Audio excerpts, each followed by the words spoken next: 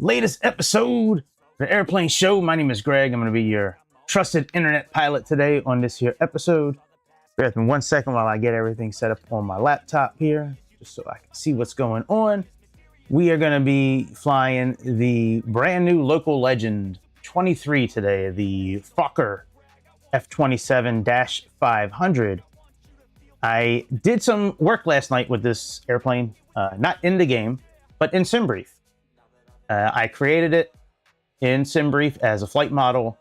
I have what I believe to be the proper weights for zero fuel, max weight, max landing weight, altitude, things of that nature, engines. I did put a link for it in Discord under Flight Sim News, I believe. Then I also put a link for it in X, on my X profile as well. My X profile is now attached to the channel page in YouTube. If you go down where it has the different links, it should have my X link in there. Now I did have to make one update to it since then. I may have to update that link because the model I had in there, I still had it listed as an ATR 42. So if you're not familiar with how to make airplanes in SimBrief, you essentially have to build it off of an existing frame and then customize it from there. So from what I could research on this airplane, the Fokker F27, I believe that the ATR 42-300 was the closest airplane to it. But this airplane is pretty dope. I did quite a bit of research on this before I picked out the route that we are going to be doing today. And I haven't started this airplane yet. I've only been in it to save seats last night and just get an overall look at where some of the buttons are. It's very cool, the setup of this airplane. The only bad thing that I've seen about this airplane so far is that it's made by 'iniBuilds, and therefore it's just going to be like, you know, it's going to be decent quality, not a whole lot of buttons to interact with. But yeah, we'll see how it flies. I'm sure it's going to fly nicely. But yeah. So the route that we have today, well, anyways, here, first of all, here's the page for the Fokker F27, okay? Now, they have here that, you know, developed and manufactured in Amsterdam, and it was, you know, one of the best airplanes in that area. But from what I could read last night, a lot of times this airplane flew over America, like on the western part of America, from what it looked like. And I was really hoping they'd have some sort of old American style livery available for it. Maybe FlightSim.to will come out with one. They might already have one. I haven't looked.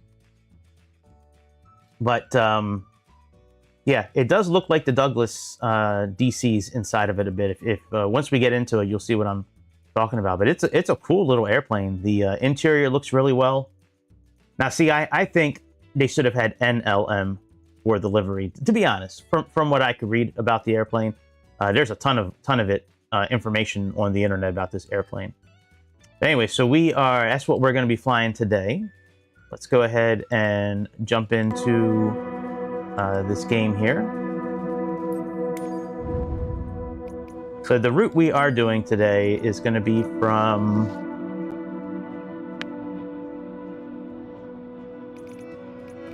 Eindhoven Air Base to I believe it's Brussels that we're going to. No, not EBBR, EDDH. Is it Rotterdam? I forget where we're flying to. Now, I don't think the airplane would have parked over here, but this is where we're going to park today. I think it's pretty cool sitting in one of these little ramps. So we're just going to choose this ramp here. And then we're taking off from runway 3 today, so we're going to come up this alleyway here. Maybe all the way back and around. But yeah, let's start over here.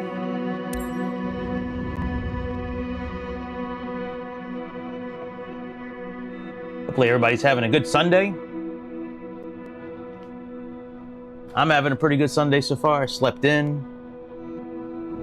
Led the company in sales yesterday, so I was happy about that. Another good Saturday. Saturdays, for a while, Saturdays sucked. Lately, they've been going pretty well, which is good. It's a good thing. All right, Eric Van Duck. Let me I don't really want live weather on for this. Did I do a few clouds? Okay, I did a few clouds, and I did choose a different... Okay, very good. So that's all been done. Let me change the timeout here. Try to make it a little brighter. There we are. I don't know if my seats are still saved. I'll have to figure that out in a moment. But I mean, as far as the way it looks, I mean, I think it looks pretty good.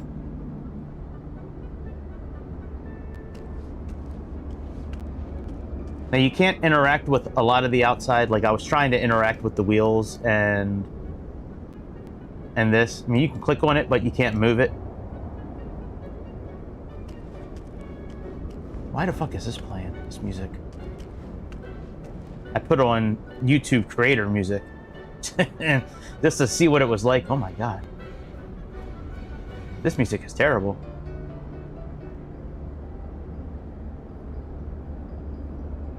What about, let me just check one thing out. Okay, Brazilian. Okay, let's do instruments only.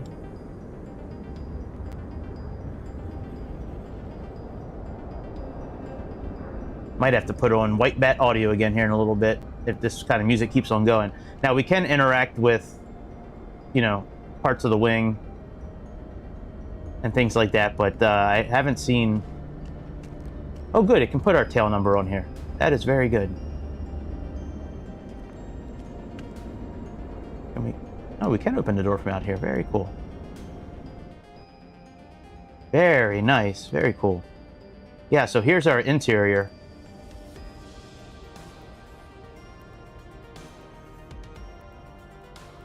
You see it looks very much like a DC up top here, like a DC3, or even a DC6.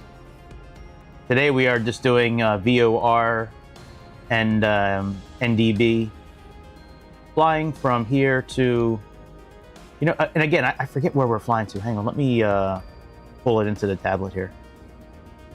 You have your typical iniBuilds tablet here.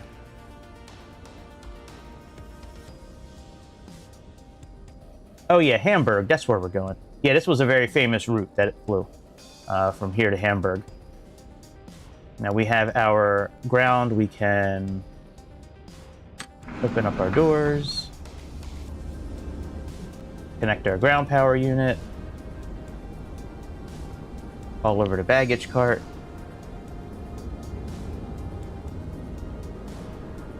I guess. And fuel and things like that. Now, I didn't see a way to add fuel in here, so we're more than likely just going to have to add it to our regular tablet and do the fuel that way, I would think. All right, let's get EHEH in here.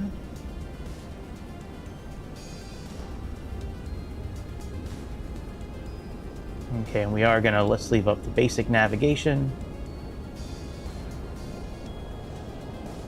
Okay, now, will it do, let's see if this is accurate.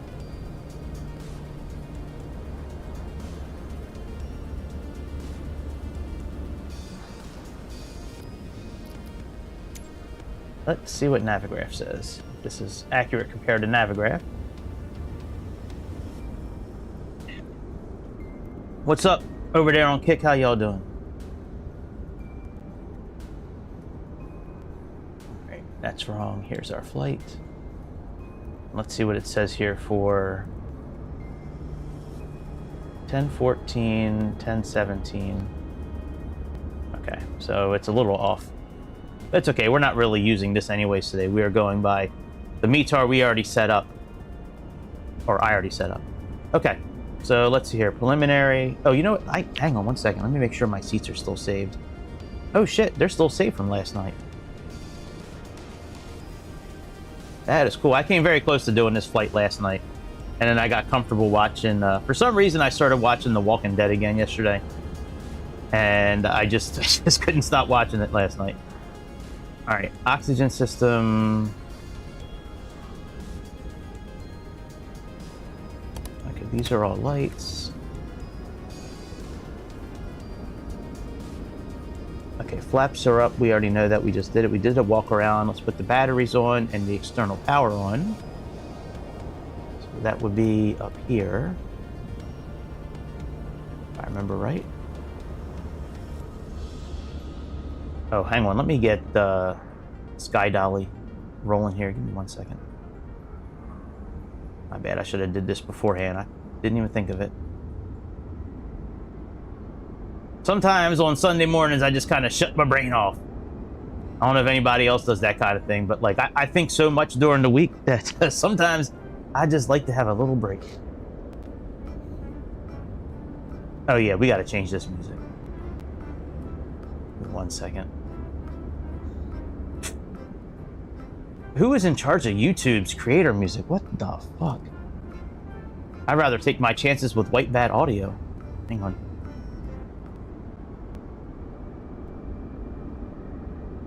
Sometimes the tracks on White Bat Audio, they're supposed to be free of any copyright infringement, but every once in a while I get a video that pops up where the song is "I, the Copyright Police." Okay. That'll start up. Okay, battery on. External power on. Oh, that's generator. External power's right here.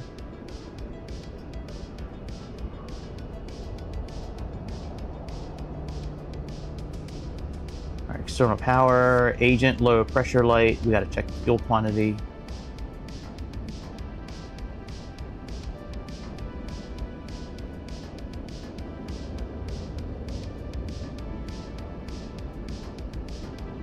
This fired up first, and then we'll do the rest. There we go. I don't really plan on using this Garmin system, but we might have to. All right, let me get our flight plan pulled in again. I don't think it's still in here. Yeah, that's right. Okay, it didn't pull in. All right, let me pull it in.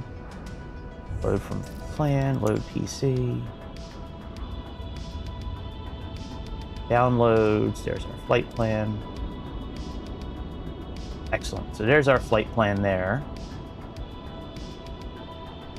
Okay, nothing for the airplane. It'll probably give us our checklist. Okay, so it looks like it's the same checklist we had before. Okay, batteries are on. Engine fire panel.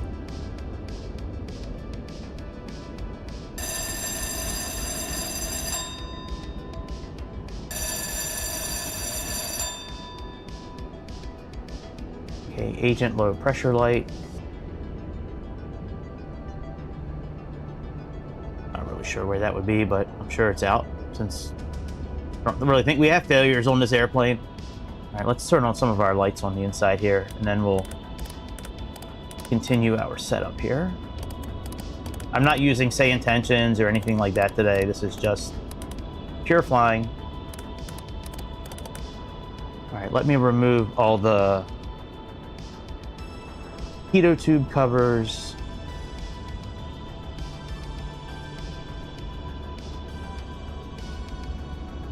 Okay, chocks, pitot covered. Let's close all doors. We'll dismiss the baggage cart. And then let's take a look at our checklist here. So we have... Did I do this in pounds? I am so sorry. I need to check if I did this. I don't remember if I did this in pounds or not. I think it is in pounds. It is in pounds. That's right. It is in pounds. Let's see here. Let me change. I might need to change that. Let me pull up our tablet here. If I change it, I'll do it online here so you guys can see it. Actually, you know what? Let me just check it now. Okay, SimBrief.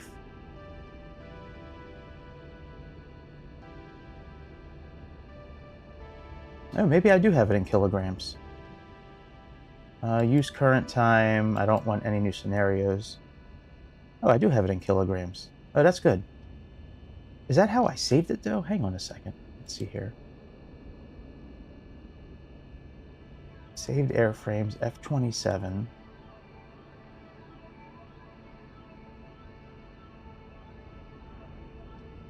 Okay, default. Okay, yeah, let me change this to kilograms. Oh, no. I don't want to do that. Yeah, this has nothing to do with our flight. So the flight is in kilograms. Okay. The pounds part was from when I initially set it up. So, okay, let's go to aircraft. Let's go to flight performance, mass and balance. Okay, let's do fuel first. So fuel, we have 2383. Let's change this to kilograms. Change that to liters. Hectopascals. Okay, there we go. So 37. Okay, so we need 2383.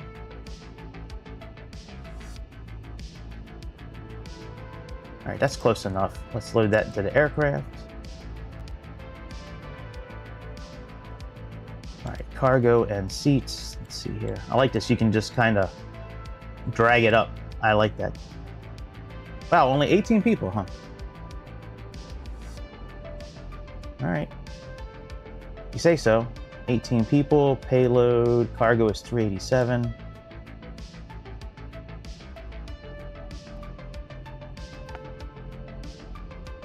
Okay, load into the aircraft.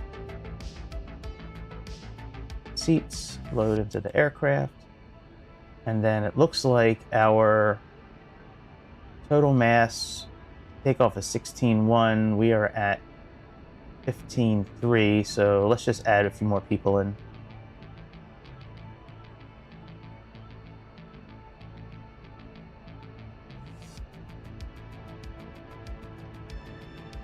There we go. All right, let's do that. Very good. So the cargo's been loaded. Fuel's been now loaded in. So that is excellent. We can shrink this back down again and continue with our checklist. Probably should leave it large if it's a checklist, but maybe we'll split the difference. Let's do medium. Okay, aircraft. Checklist.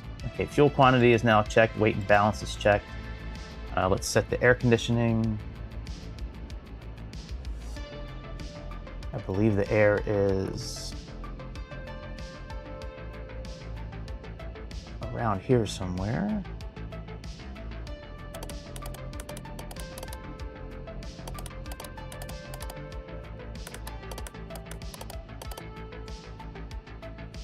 Okay, this is de-ice.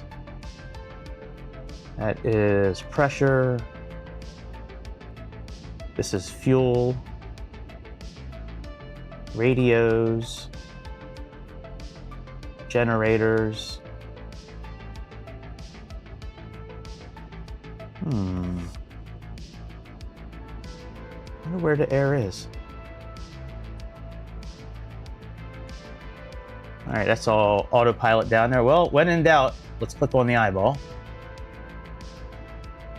Oh, it's over here.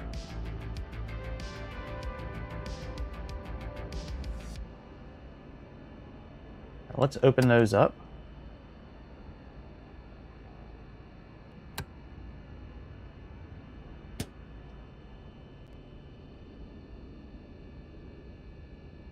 It won't let me move around.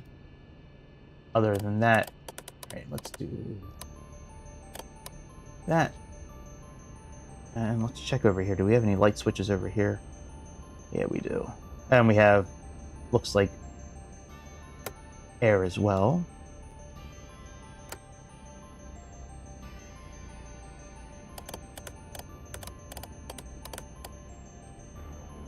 All right, pressurization. I think we're going to 20,000 feet today, if I'm not mistaken. We may fly much lower than that. We may only fly at like 5,000 feet, being that we are in a brand new area that's had the city update. We may just fly on the, just very low today the whole time. So let's set our pressurization. Oh, well, I thought that would have been for our pressurization.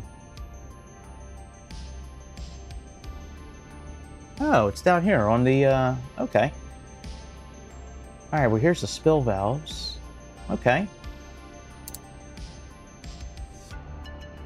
Ah, here we go. Okay, very good. So let's set our cabin pressure. We'll just set it at, say, 6,000. We'll set it at like 7,000 feet. Very cool. What's over here? Let's see. Oh, I can't look at that again. Shit. That's one thing I wish that Microsoft would change. When you click on the eyeball to show you where, like where something is, that you be able to move once you're down there, other than just kind of like moving your head like side to side. That would be nice.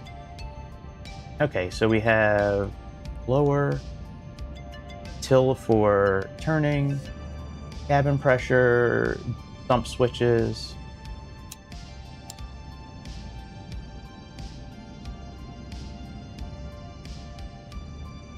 Okay, let's go ahead and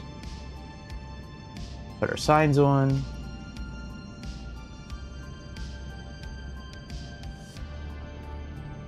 I think they were over here. Yes, they are.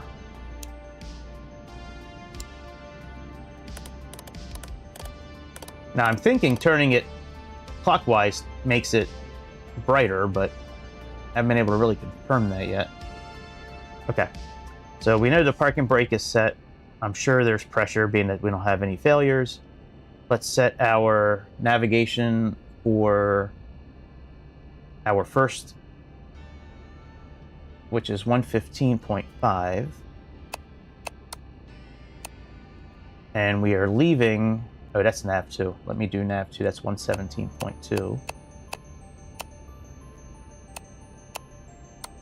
I like the clicking, that's very satisfying.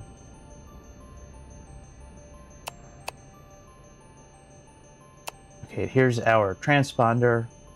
Can we change the code? Yes, we can. Let's just put in 2000, even though we're not using it really today. We'll just put it in for 2000 anyways. We're gonna do audio, that looks good. VHF, ADF, VHF nav 1 and 2. All right, where's nav 1? So here's our frequency. Here's ADF, there's COM 2, COM 3, ADF 2. I'm thinking that it's going to have to get plugged into here, which I don't really want to do. Let me see if there's a way to plug this in for nav 1. We have nav 2. I don't want to use the Garmin system if I don't have to.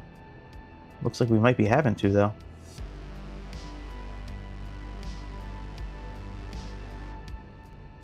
Okay, there's ADF. That's nav 2 again. Yeah, it looks like that's what we're gonna have to do. Unless it's...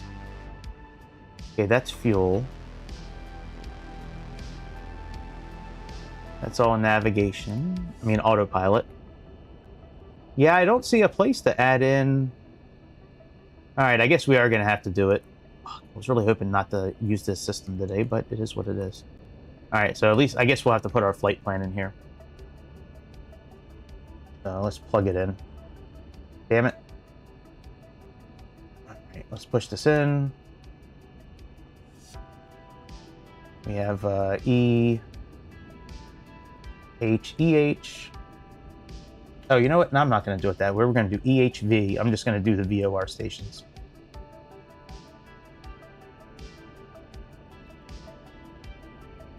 Okay, so here's our first one. Then we have NID.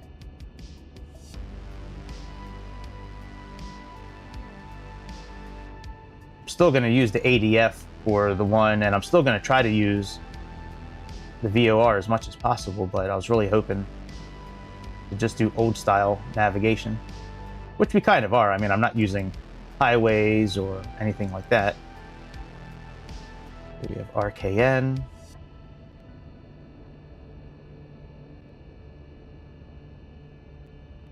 I do have access to the GTN system, but not everybody has access to that, and I really just don't want to use high-tech equipment in this airplane. I don't even really want to use this, but I'm kind of forced to use it at this point, unless I use nav2 the whole time to navigate, which we'll certainly try that as we get up in the air. If we can just get away with nav2, that's what we'll do. All right, we have DP. But that does not stand for what you think it does. Get your minds out of the gutter. Okay, and then we have BMN. I try to do a station every 50 miles or so. That's kind of, whenever I build these kind of routes where it's like station to station like this, I always try to do maybe 50 miles in between stations if I can, or less. Sometimes it's a little bit more, but I really try not to do that. All right, there's BMN. And then the last one is Hamburg. We have HAM.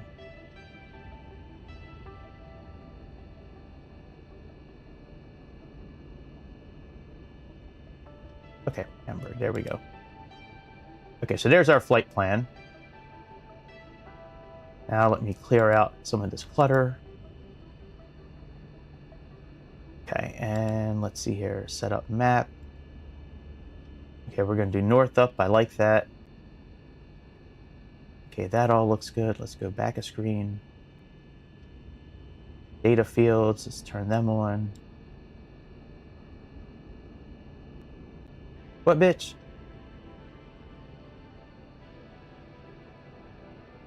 Oh, maybe I can't turn them on here. Land data on. Yeah, see, here's nav1 right here.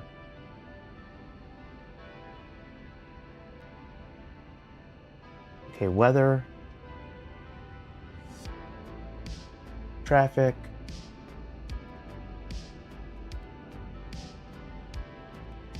Okay, let's try this one more time. Let's do data fields on. Yeah, see, clicking on this is supposed to bring you to that extra screen. All right, fuck it, we'll just leave it like this. All right, let's plug in our first. We're leaving from 117.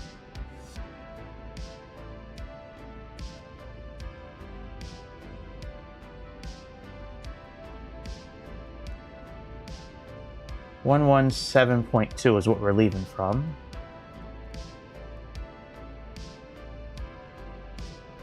There we go. Okay.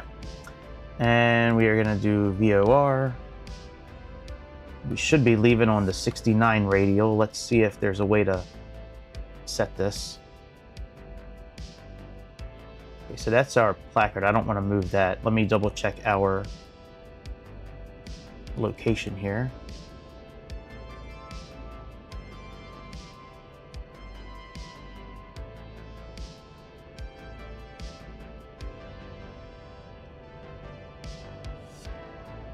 We are currently at about 150, 60, 70, 50. Okay, so that's 180 here.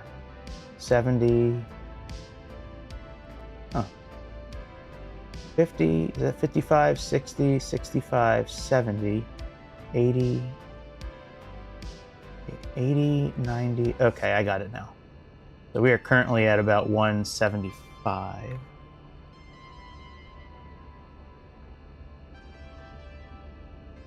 I think that looks about right where we are at now. Okay.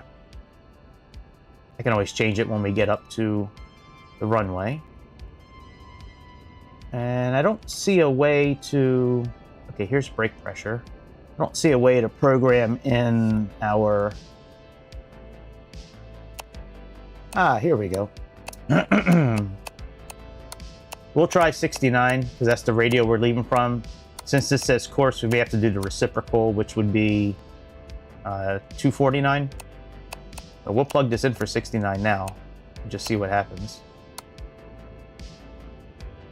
Okay, trims. Let's make sure all the trims are neutral. Okay, that's good. Aileron's good. Nose is good. Okay, that's all good. All right, let's turn on anti-collision lights. Oh, chase plane, how I miss you so. All right, fuel pumps, we need to turn those on. I believe all the fuel pumps are over here.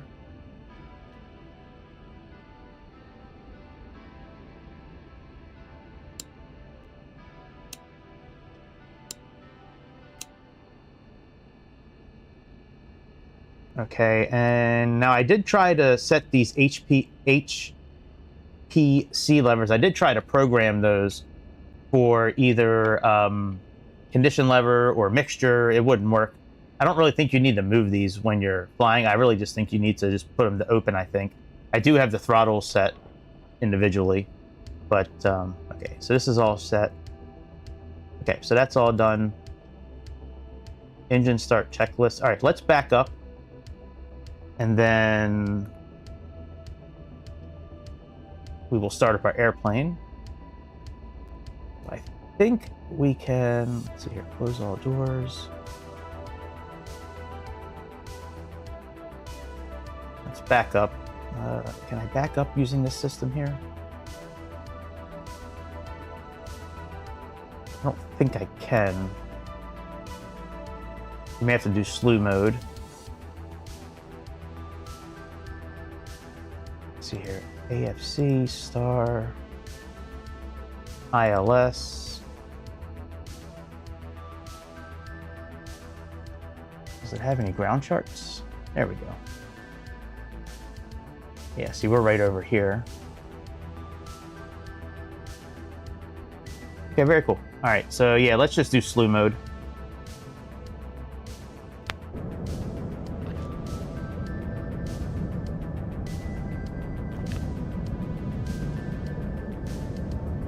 I am going to reconnect the external power over here.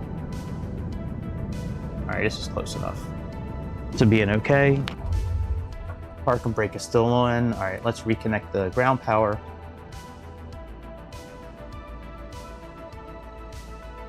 And let's go back to our checklist.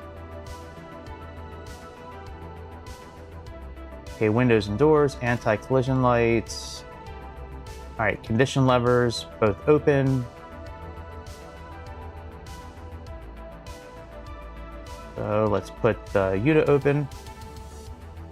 U to open.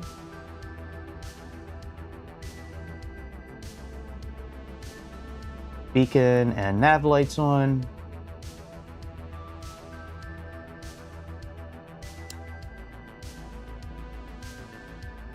This is probably our beacon lights here, maybe not. Nose wheel steering.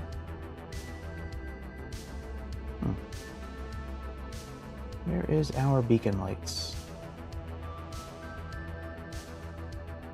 They should be right there. Anti-collision, nav. Can't operate this. Oh, hey, what's up, Darren? How you doing, buddy? Sorry, I'm just now seeing the chat. Yeah, I have been keeping an eye on this plane for a while. I've been waiting for this airplane to release. It's pretty nice so far. It's, you know, typical iniBuilds quality, which, you know, it's not great and it's not bad. It's just right in the middle. They always play it safe, it looks like. All right, I guess the anti-collision lights are on. I mean, the beacon lights are on. I don't see beacon light anywhere. If we find it while we're flying, we find it, but for right now, it's okay. All right, engine master switch on, starter selector port. Let me get this checklist out here. Okay, so anti-collision is beacon light. Okay, that's fine. All right, selector. All right, where is the engine selector at? I don't really want to use the eyeball to find it, but if I have to, I will.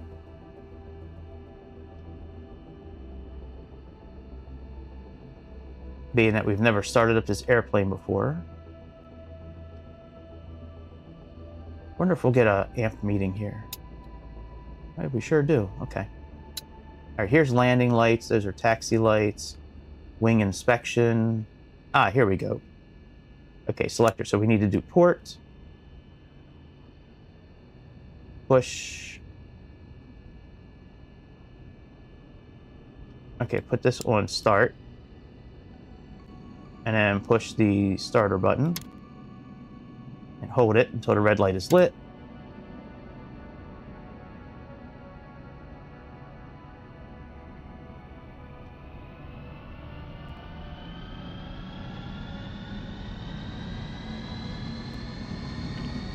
That's good. Not much on a Sunday is good, man. That's good stuff. Sometimes you have those Sundays where it's just you're busy, busy, busy all the time. Those really suck. Like, I don't like being super busy on my day off. Sometimes it happens. But yeah, man, when I'm not working, I kind of like, sometimes, especially the first day after a week of work, yeah, just leave me alone. Just leave me alone for a few hours.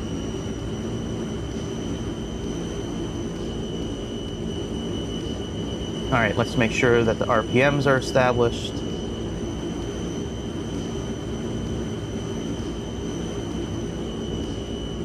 All right, let's put on the port generator.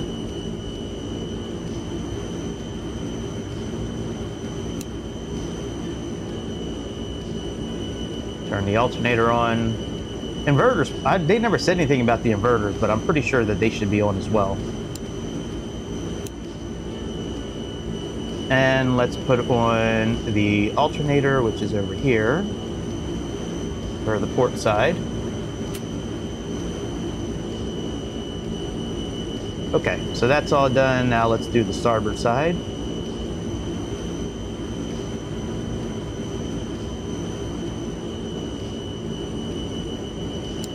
Same thing, probably push start until the red button comes on. There we go.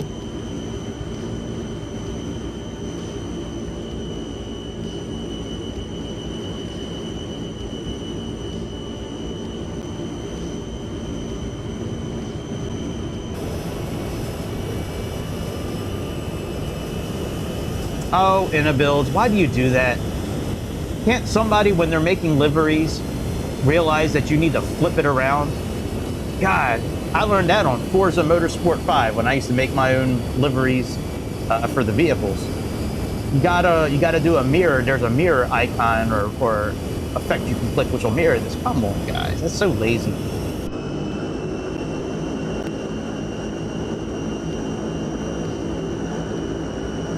All right, so everything looks fairly well established there. Let's go ahead and turn on the port generator here.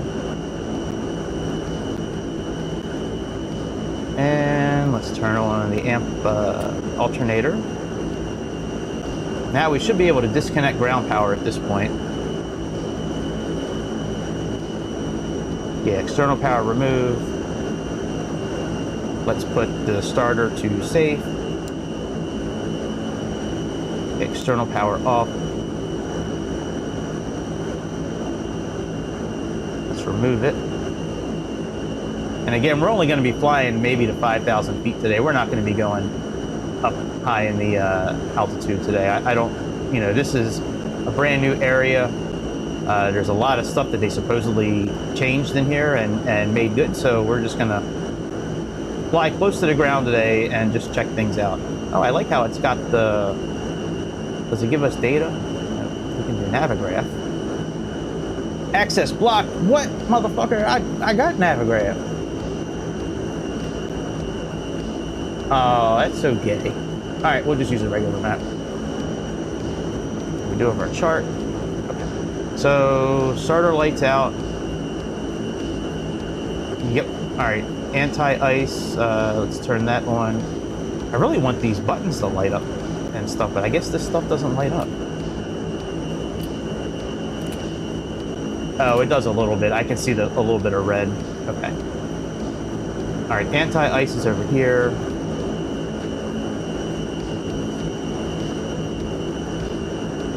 Okay, probe heat, we need to turn that on. Starter lights out. Anti-ice.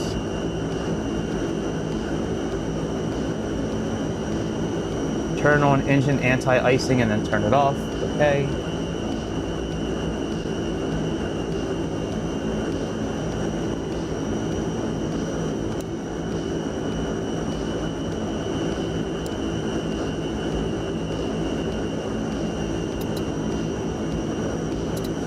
Okay, now turn it off. Probe heat's on, window heats is on low. Alerter lights are out.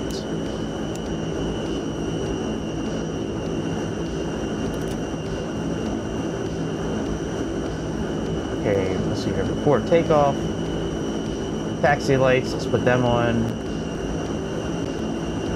They were over here somewhere. Yeah, like, why isn't this panel lit up? That's one of the panels I want to light up. Okay, weather doesn't work. Okay, there's a power button, so that's how you change. And it's very interesting that this doesn't light up here. Maybe at nighttime it lights up red. All right, taxi lights on. Tell you what, let me take a look at this at nighttime real quick.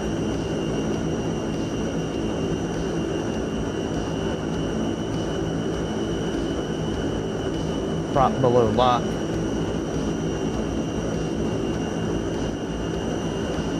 Lamp test, does that work? Nope. Alright, let me change our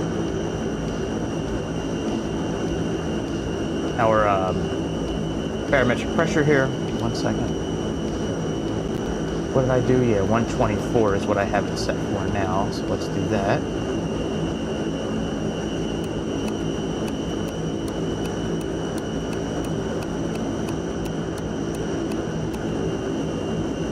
Okay, very good. Let's see here. Taxi lights are on. Brakes, let's check those.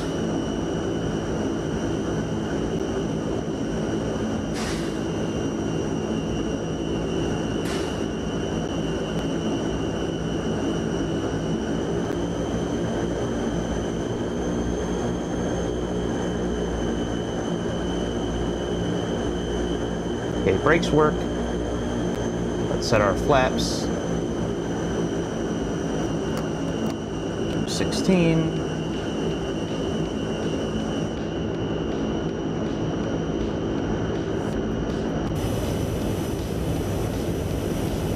Flight instruments.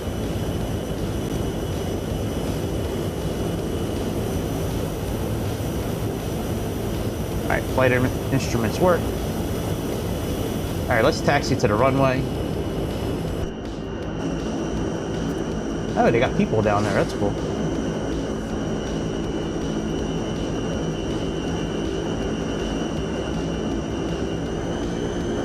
Let's make this a little darker outside too and see.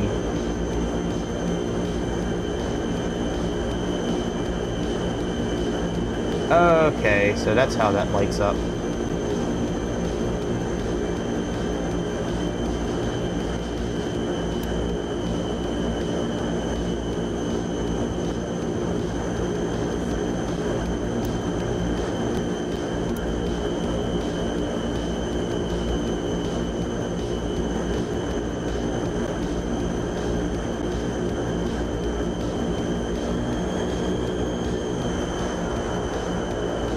Okay, so that's kind of how it lights up. Alright, that's not bad. It is an old plane. That's not how we're gonna fly today, though. I just wanted to check things out. But yeah, I am a sucker for these kind of planes. ATRs, Dash 8 Q400s, Fokker 27s.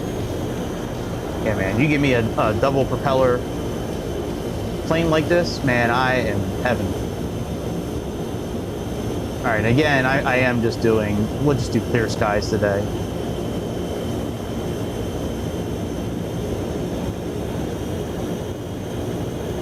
Let's make it middle of the day so we can see. Oh man, look at look at them trees. Good job, Microsoft. That's good. Having fun's a good thing, Darren. Absolutely. Gotta have fun while you can. Life's too short to go around being mad and angry. Or unhappy or sad. Boy, great job, Microsoft. I love them trees. It's like a mountain of trees right there.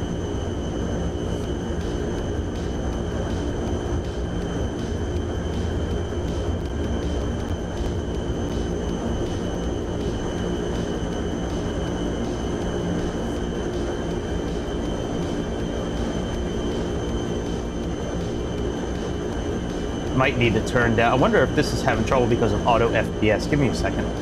Let me look at auto. It might be stuttering because of auto FPS. Oh, auto FPS isn't even running. Why is that not running? I know you guys don't know. I'm kind of like a rhetorical question here, but I opened it. It should have been running. All right, let me get it up real quick.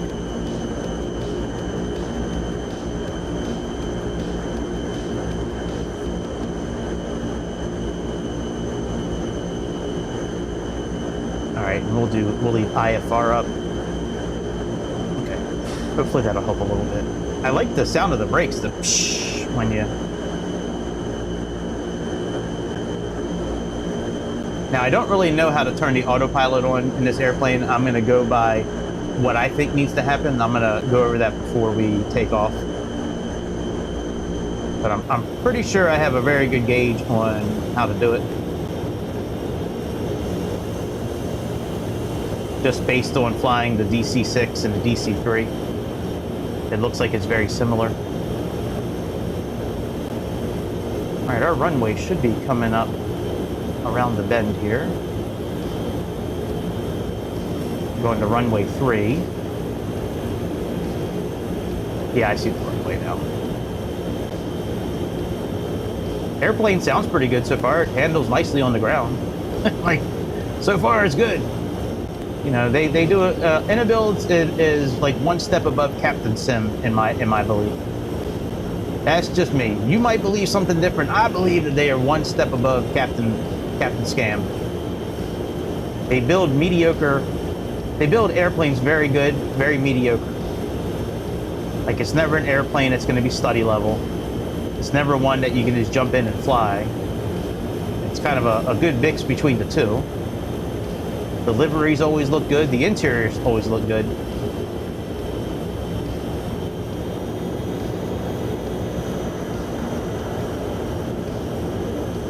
All right, weather radar we already turned on. Transponder is on. Flight controls are fine. We need to reset the pitch and trim for takeoff. We do need to turn our strobe lights on. Let's get in there and do that. Strobe lights are up top here. No, maybe not. Well, strobe lights were up there.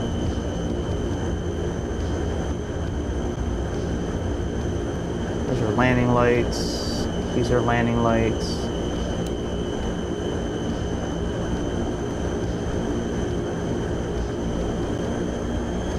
Let's see, where do you say starboard? Where do you say strobe lights are? See, you already did that for beacon lights. You guys are a bunch of jokers. That's the kind of shit I mean about, like, half quality. All right, weather radar is on. Pitch, we'll set this for a little nose up action.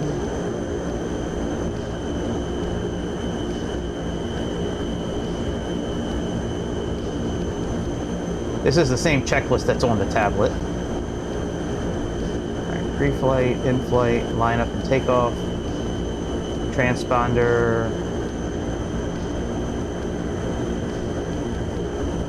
let's put that on, even though we're not using it today.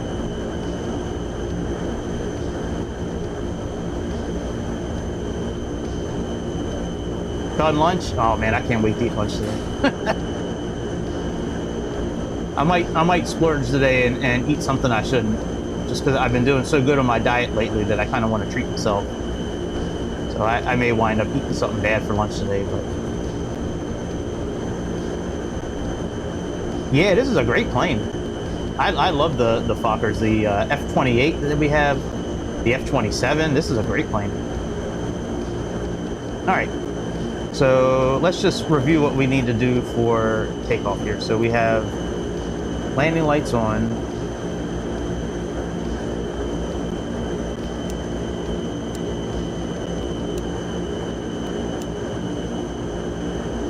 Okay, they're on. Transponder, we're lined up, brakes, we'll do throttles. Okay, so after we rotated 80, flaps up, lights off, altimeters, and pressurization, that's all we really need to do. Okay, so that's good. Let's, okay, it doesn't say anything about the HPC levers, so I guess we leave those where they're at. Okay, let's go to our flight plan here.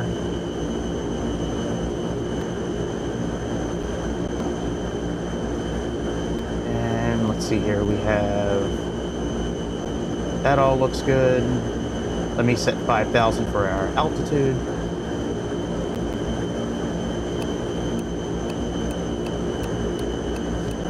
So we're just going to fly up to 5,000 feet today. Since there's a lot of stuff to look at on the ground, supposedly, we'll go to 5,000. We may reduce that down lower than that. Let me check our heading real quick.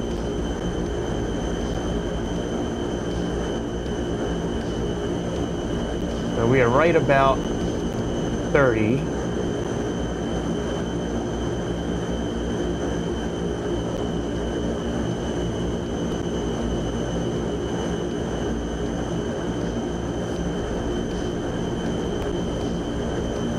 We do need to go on the 69 radial, so we're gonna program this. Let's set this for 69,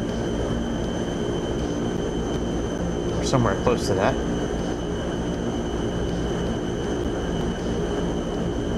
Now, see, that's interesting. So we're already kind of pointed the right way.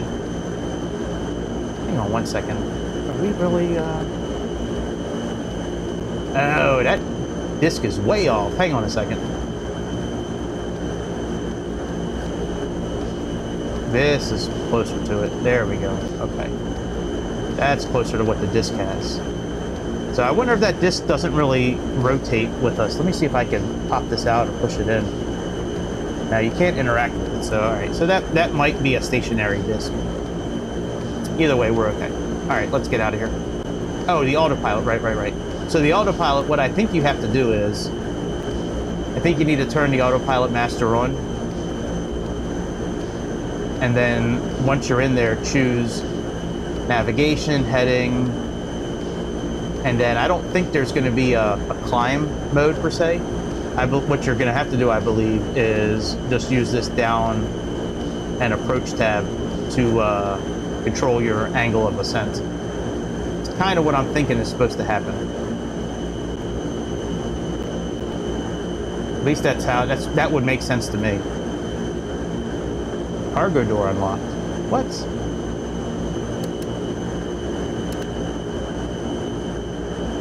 Let me make sure all the doors are closed.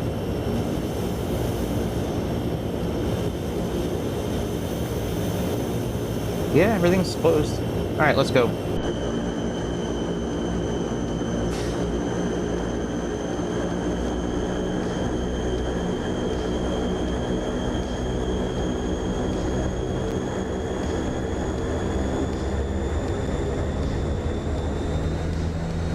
Takeoff power set.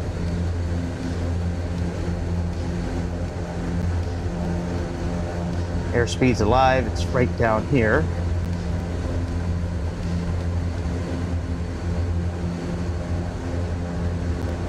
And rotate.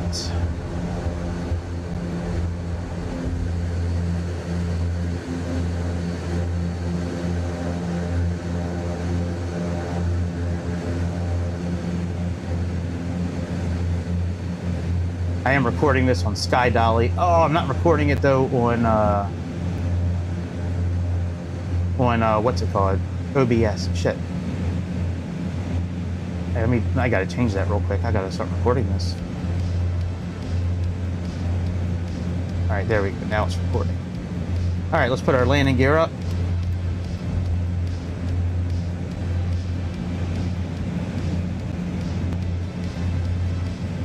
Still flying by hand.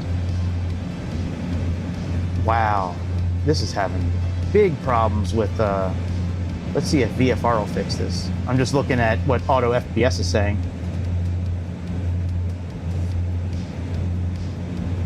All right, that's much better. All right, so we are roughly on heading mode. Put our flaps up a little bit. Put our trim up a little bit. Put the autopilot on. Let's go into heading mode and adjust our trim for climb. It'll do it. Oh yeah, I can't use that. That's right. I have to use this, the lever. Okay, so currently we are climbing at about 2,000 feet per minute. Put flaps up all the way.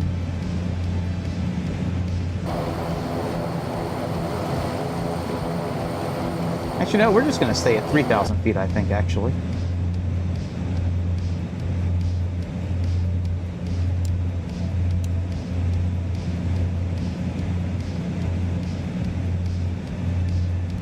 All right, altitude is on.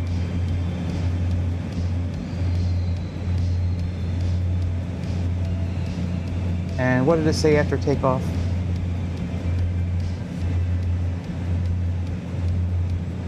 Flaps up, taxi lights off, landing lights off.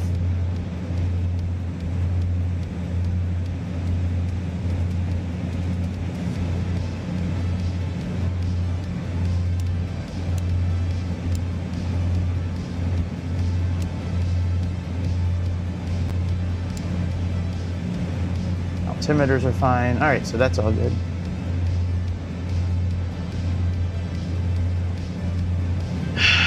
I gotta take this phone call. I'll be back in a minute.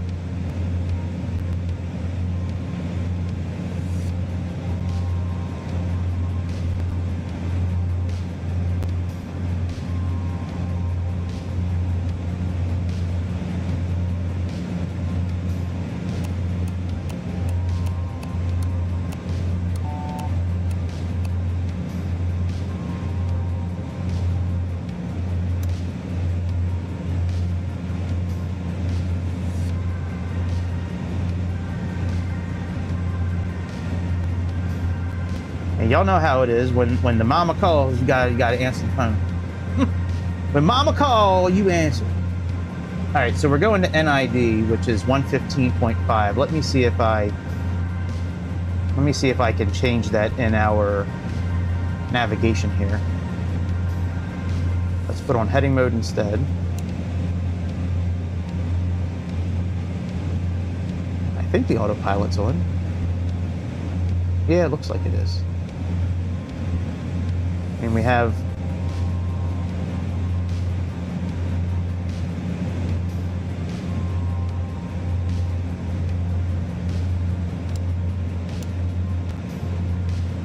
right, let's try plugging in 115.5.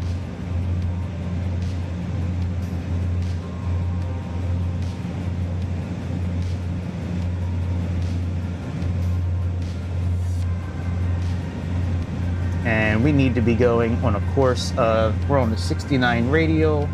We need to be on 249.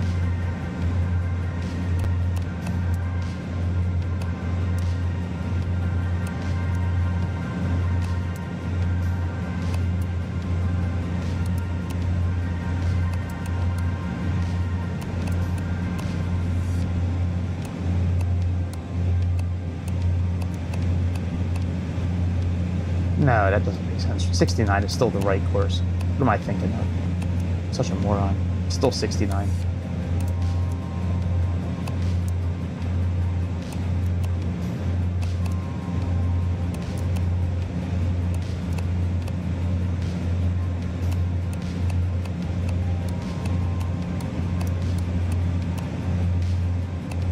Okay, let's leave that there. Let's straighten. Yeah, I want to see if this starts to actually work the way I think it's supposed to.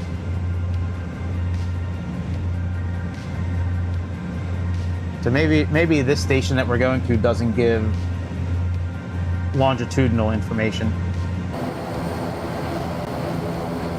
I don't really care if it does or not. I just want to look at the ground, man. Supposedly they did a lot of work over here.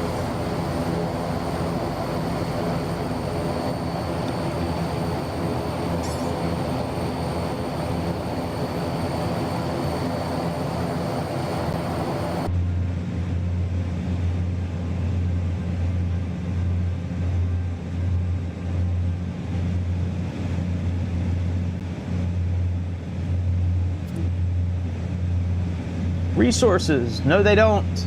The resources are fine in iniBuilds.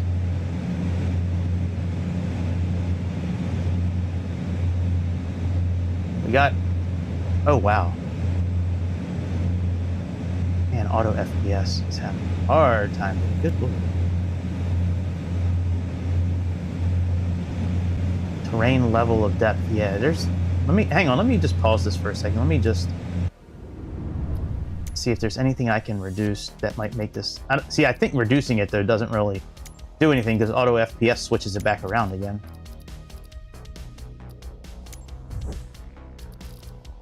Oh, yeah, see, everything is in ultra. Let's do...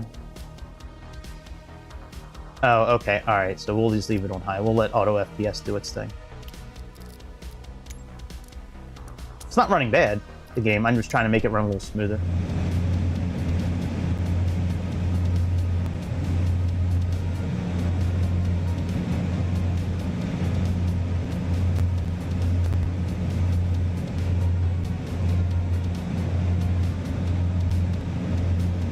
Fun little airplane, though.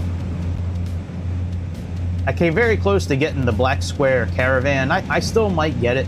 I have so many black square planes already that I just don't really know if I want to add another one.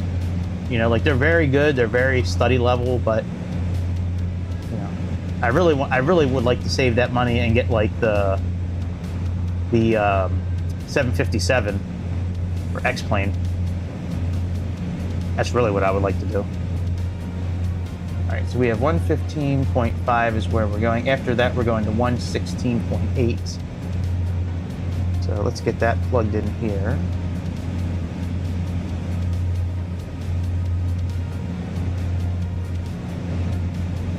I would like to plug it in up top here too and just see if this does work at all.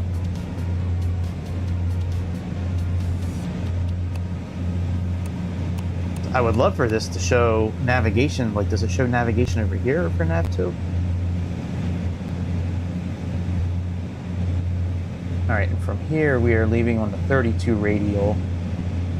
So the course would be, we'll say 32.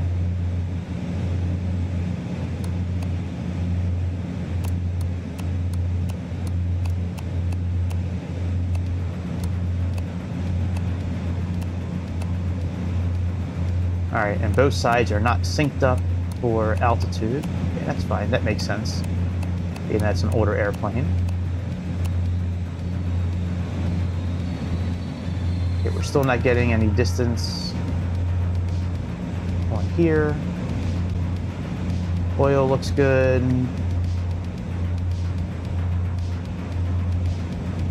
Altitude looks good. RPMs look good.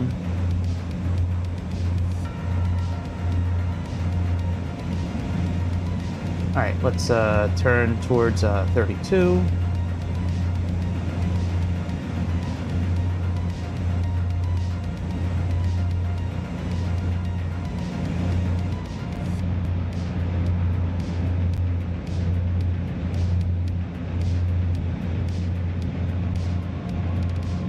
It's nice. People look pretty good. They don't look as much like zombies as they usually do, so that's a good thing in iniBuilds.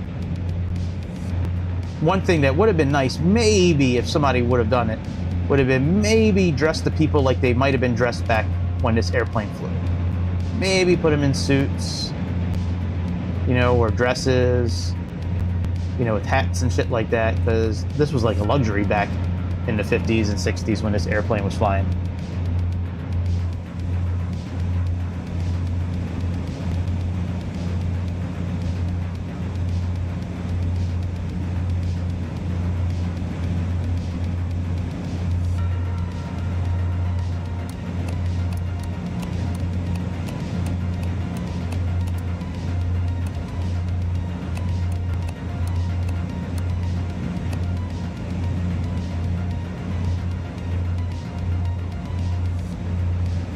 We have 325 is going to be the ADF that we're going to. Let's get that set up. 325.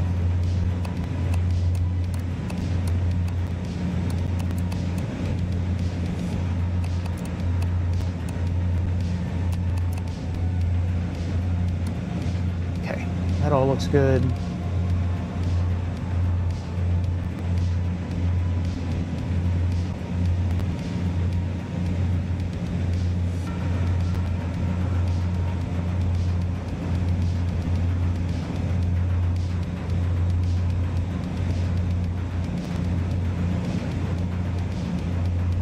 We got about, I don't really remember how many miles we have in between here. Oh, about 30 miles. Okay, that's not bad.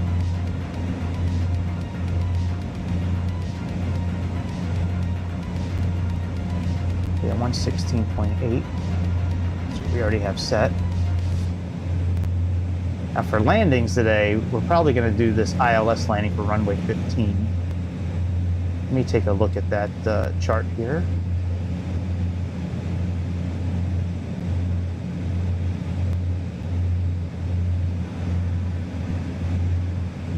I thought about doing like a newer route, like with an actual star and a SID, but they wouldn't have had that back then. All right, so we go to Hamburg, which we already have on our list. That's 113.1. And then we are looking at 109.55 on a course of 149. Okay, so we have that saved.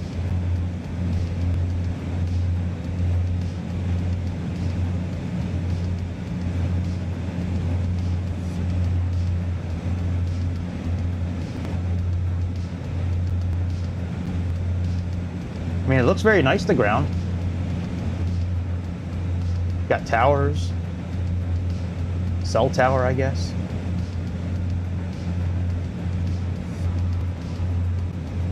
You know, they weren't very descriptive in on the online for what they were showing that was available now with this update. I mean, they had a couple of cities that they put in. Oh yeah, by the way, from what I understand, this amazing looking mediocre TriStar from iniBuilds. iniBuilds, you're mediocre, by the way. Yeah, that's supposed to be coming out like by the end of this month from what I understand. Like I just read that yesterday at the FS expo that's going on. Yeah, supposedly that's going to be coming out in like in a few days, supposedly. Okay, so you got 8 8 areas of interest in the Netherlands, 3 in Amsterdam, Eindhoven, Rotterdam, Utrecht, Brooklyn, Brielle. Yeah, I wonder if this will show the... Let me see here. Oh yeah, some of this new stuff on Navigraph is pretty dope. This feathering ability that they have, and then they also have this where they can extend the runway center lines out, which is awesome.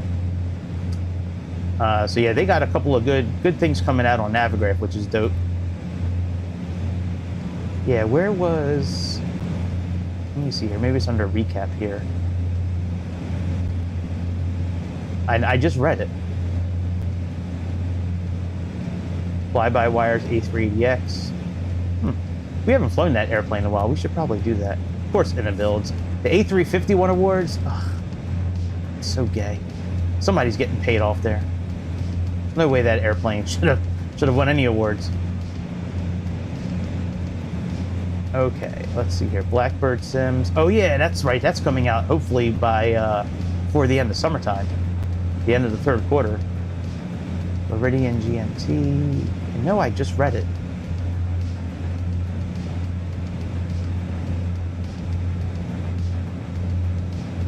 Oh yeah. Okay, flight. Okay, let's see here. MSFS add-ons. Vector confirms all 3. No, that's not what we need. Stuttgart.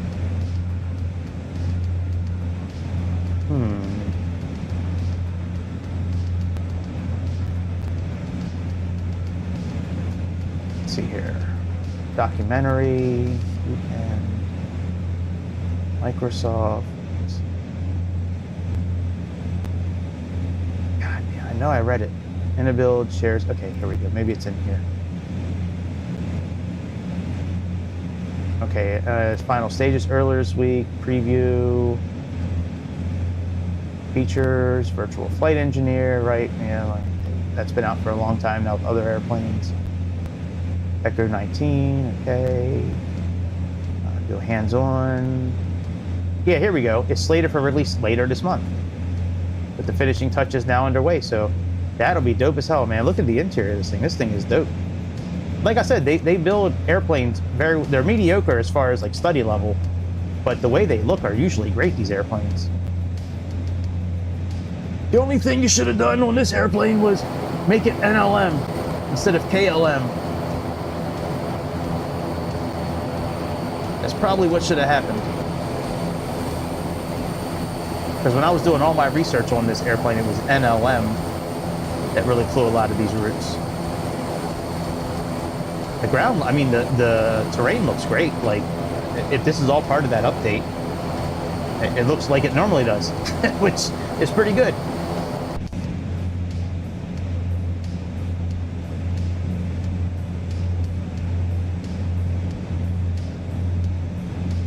Engine parameters, they all look good.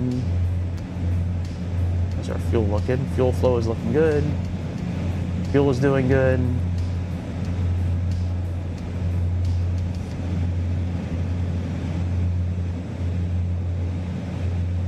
Approach mode, heading.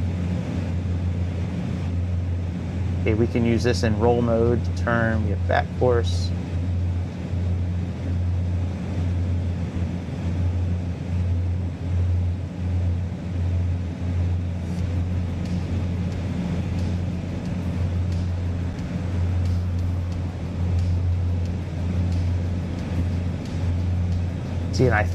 See, I still, this thing here, like if I switch this to GPS, I wonder what's going to happen. Let me see here. Okay, then that goes away.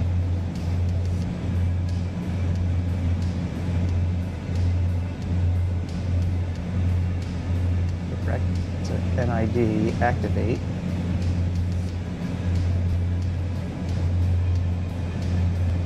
Oh shit. Alright, direct to...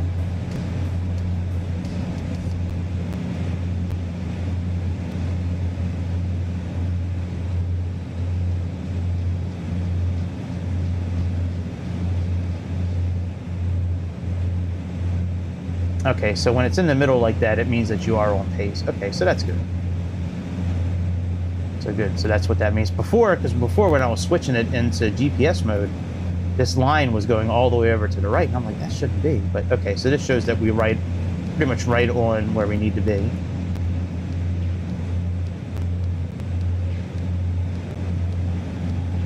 I don't have the engines full throttle. I wonder if I should move them up a little bit so we can go a little faster.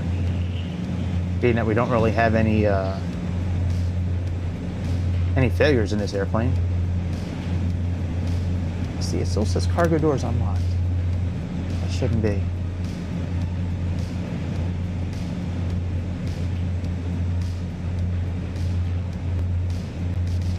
All right, there's where we're going.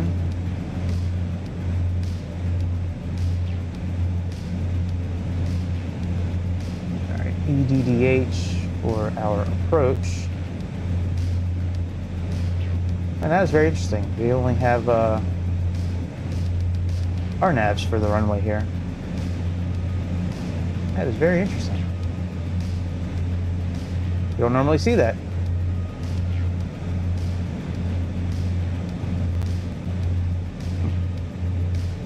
Nothing wrong with it, just it's different. Okay, so they might be having an issue with I wouldn't think that would be Microsoft Defender blocking that. It might just be that it doesn't work with the latest update, like the SU5 beta that we're doing.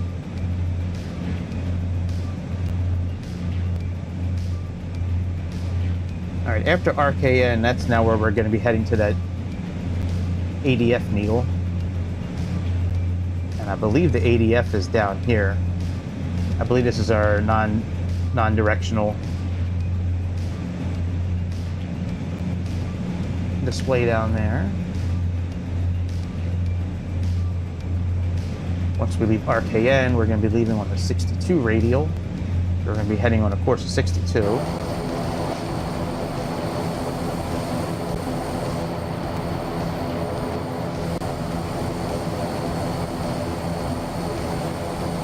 It's a great little airplane, and if you're looking for an alternate to the ATR, this is a great little airplane. We're waiting for the Dash 8, a real Dash 8 to come out for Microsoft.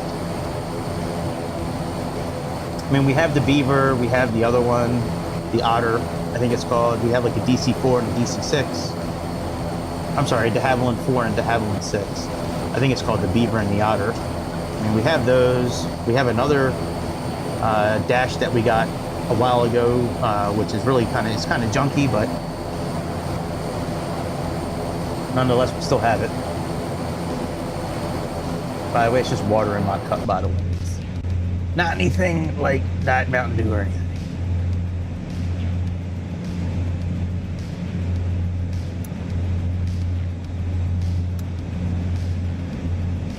Okay, that's still showing we're only 1,500 feet over the ground. Which very well could be. And I'm okay with that. Oh shit, we should have turned.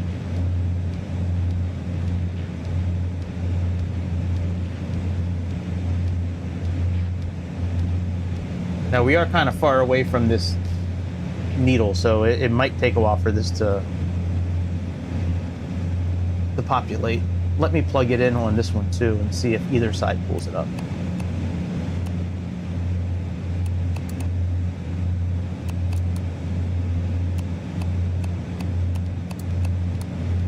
And let me turn on ADF1 so I can hear it. Let me get close enough. So you can't really interact with anything here. Can't interact with weather radar, of course, because it's iniBuilds. Can't interact with anything here because it's iniBuilds. Can't interact with anything here in the middle because it's iniBuilds. That's the mediocreness I'm talking about, by the way.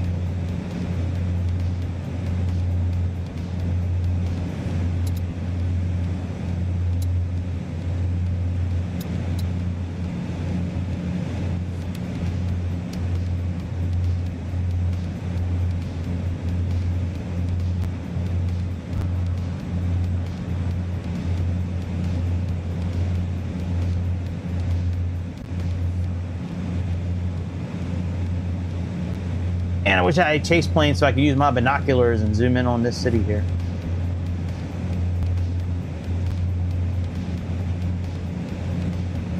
It's cool though, man. I mean, it looks like what you'd be doing in real life. You'd see a bunch of buildings. I mean, I like how the attention to detail, especially like out here. I mean, even though you really can't tell what it is, you can tell what it is without really telling what it is. You know what I mean? Like, you know, that's a town or buildings and shit.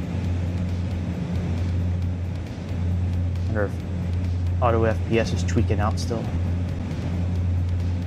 No, it looks like it's calmed down a bit. What a blessing Auto FPS is, that's for sure. They do a lot of updates with Auto FPS. Like every time, like if you use Auto FPS on a regular basis, make sure you check it like every day or before you fly. Make sure you check it because they usually update this thing like every couple of days, it seems like.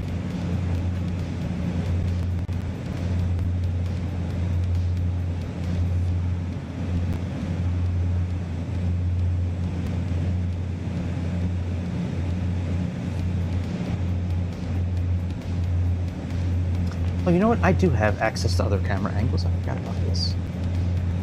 I always forget.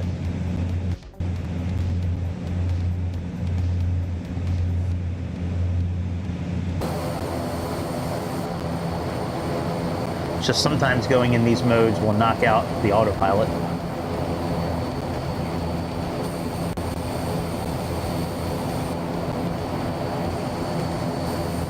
Boy, not really any good camera angles, buddy. That's a shame. That is a shame in the builds. I was really hoping you'd have like 1 or 2 good camera angles here. I mean, this one's okay, I guess. Not really, though.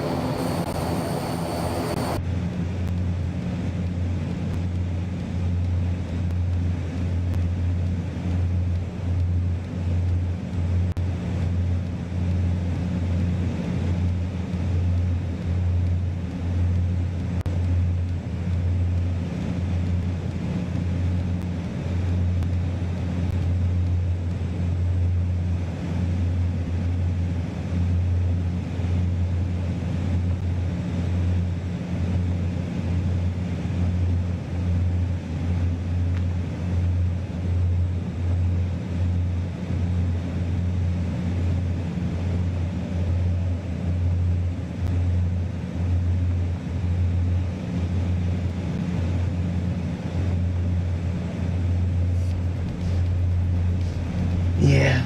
So they got the bundle for this.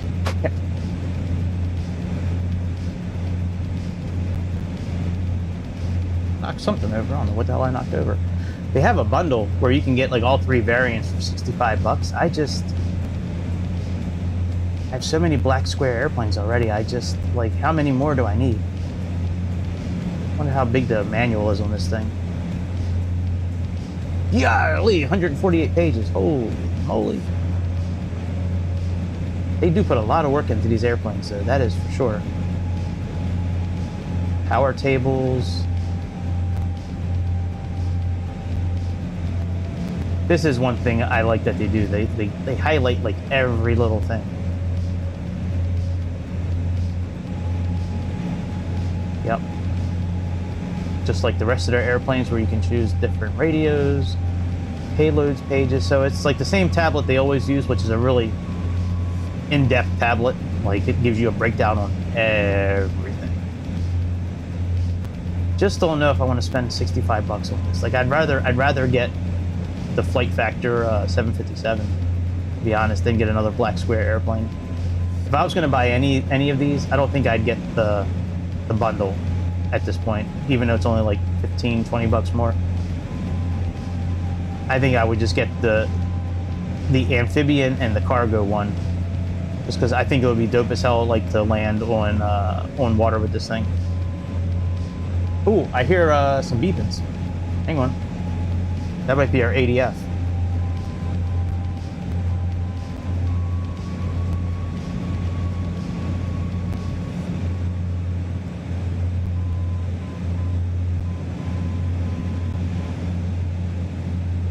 Yeah, we're picking it up.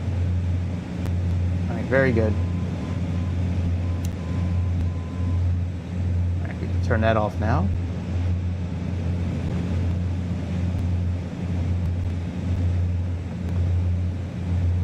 We are picking it up. It's just not giving us a direction to it yet. Is it doing it over here? Not yet. Oh, here we go. This is the ADF needle here.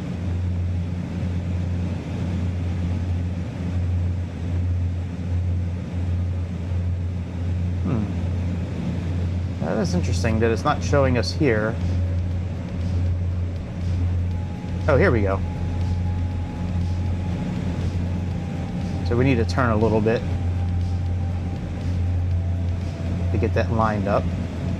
See, it's not really the direction you need to worry about. It's just how the head is pointed. That's what you need to worry about with the NDB. You don't need to turn this. You can leave that right straight up and down. Just as long as the needle is centered, that's really what matters while we're flying to it. And then when we're flying away from it, like we learned in our studies, when you leave, you're pulling the tail of it, so the tail will pull instead of the head. You always want to pull on the head first. No! Netherlands, no! No! Get rid of those. You don't need those towers. They don't do anything other than kill birds. Murderer!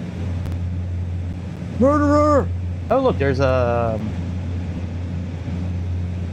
looks like a nuclear power plant right there. Oh, look, a nuclear power plant. We must be getting near a town, yeah. The frame rate's dropping a little bit, so we must be getting near a town.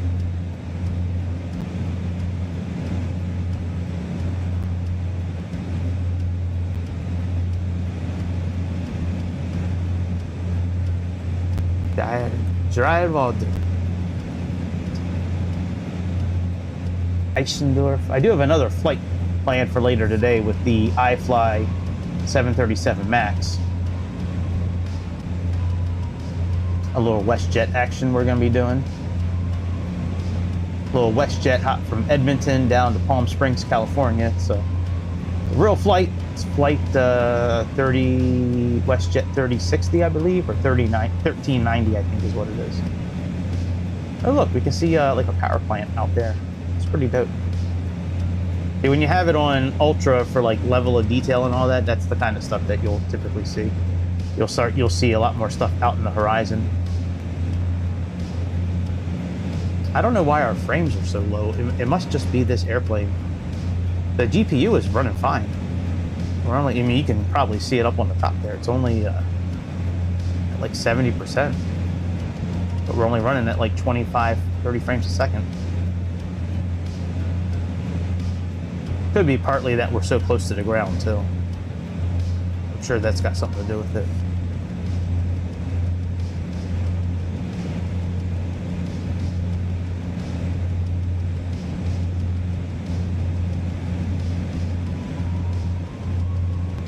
Okay, after we get to this NDB, we're going to be leaving, and we're going to be picking up BMN, which is 117.45.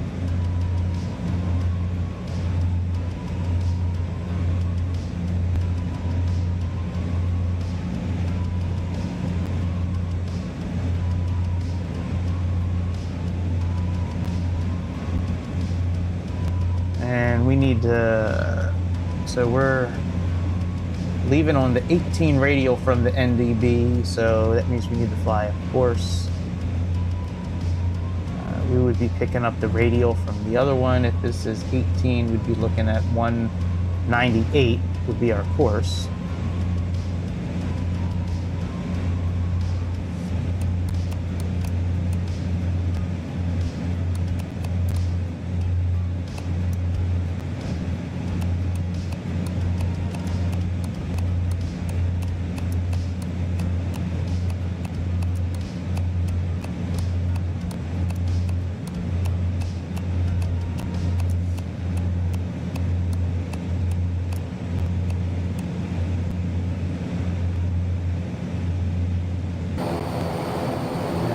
thing I do want to do real quick.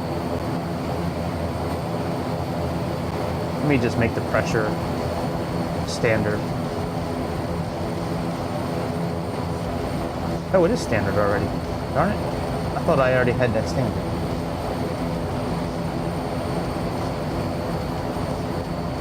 That might be why our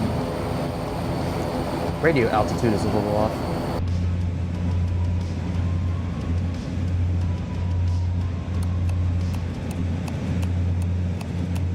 Oh yeah, alright, this is more like a bush trip now. Now that makes sense, our radio altitude. That we're 1,500 over. I was wondering why it was showing that. I don't want to say it was bothering me, but I've been thinking about it like the whole flight. I'm like, man, why?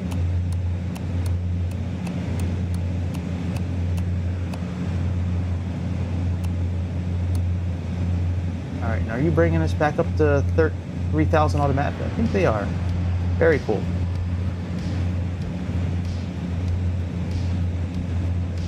Alright, we're a little off. We need to go to the right a little bit. You can see our needle is a little bit off to the right here.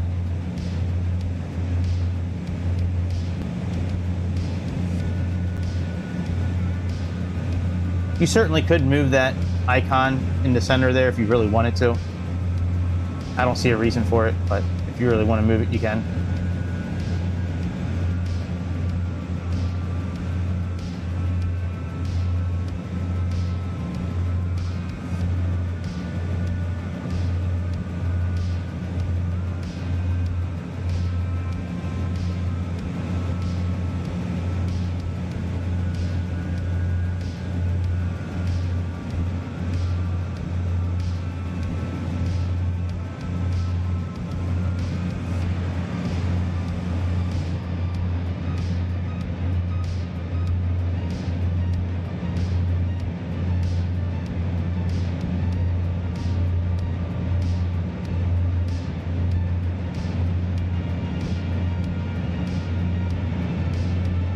Not too much farther.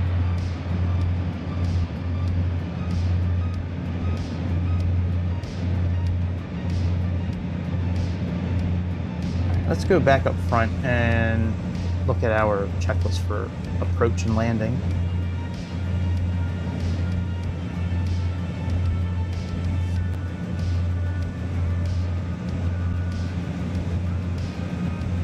Throttles, altimeters,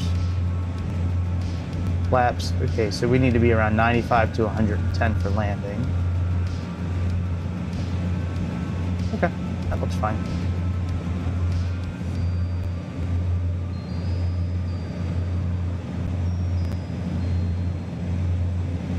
There's our station.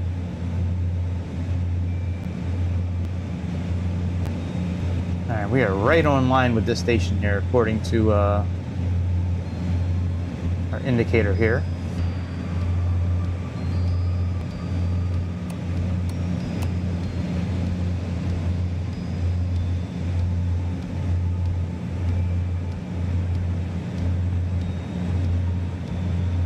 Okay, we're still doing good on fuel.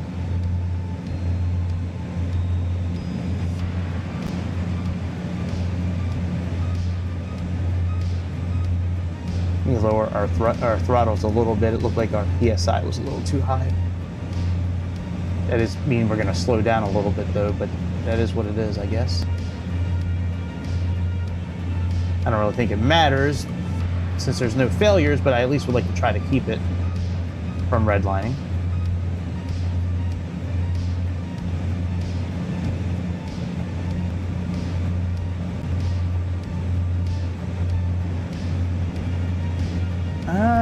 Look at this now. That is interesting. Maybe we finally have a station that actually works with this direction finder here. That is cool. If that's how this thing really works, and I think that is how it really works, that is really cool. How it points you in the right direction. I'm pretty sure that's accurate. Yes, it is. Very dope. I like that. Alright, well, we are not leaving until the needle flips. So once that needle flips, then we'll switch our direction. We're still a little bit away from station here.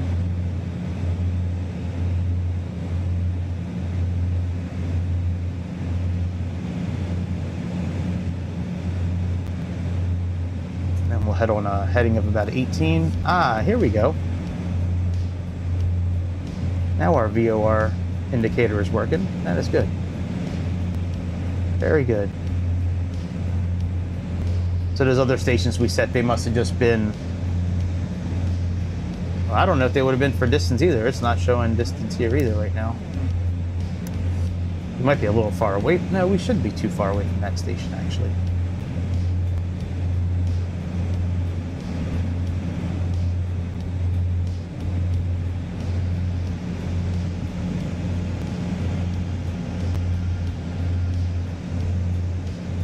Oh, Seinfeld. Never knew Seinfeld was German. Steinfeld. Boy, get all the Jews.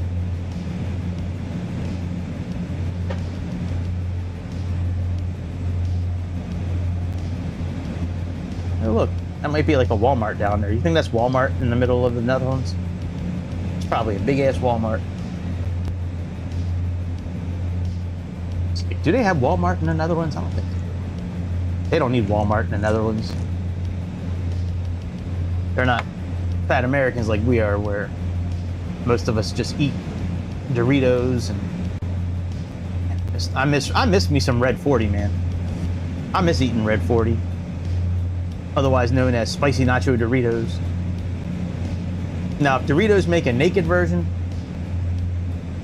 of the spicy nacho Doritos without all that Red 40, I am all about that. I will buy every bag I can get my hands on. I miss eating Doritos. I really do. But I'm not eating that Red 40 shit anymore. That shit is bad for your health. As I'm getting older, I want to start taking better care of my insides. So if I can prevent certain things from being digested, I certainly will. But man, I certainly do miss eating spicy nacho Doritos, man. That was certainly a very fun pastime of mine, especially at night watching TV. Like, I would purposely like not eat all day just so I could eat like a half a bag of Doritos at night. Like, how fucked up is that? All right, let's see if this needle starts getting wonky and moves. Oh, look, speed limitations. Oh, and a turn slip indicator. Very nice. I didn't realize that was down there.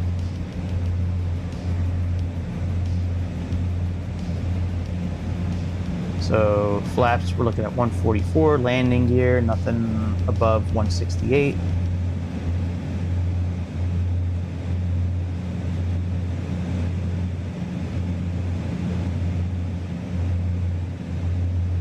All right, needle, you gonna start moving or not?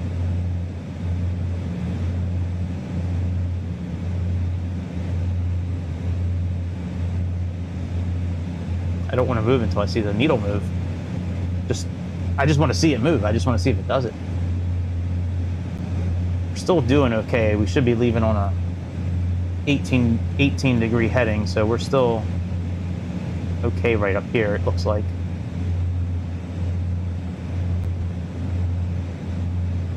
Okay, this is starting to move a little bit, it looks like.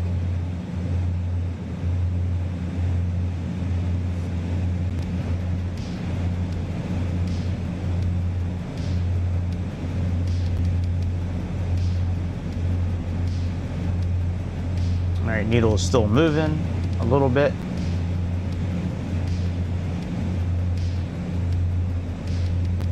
All right, we should be right over top of this thing now. This needle should start moving quite a bit.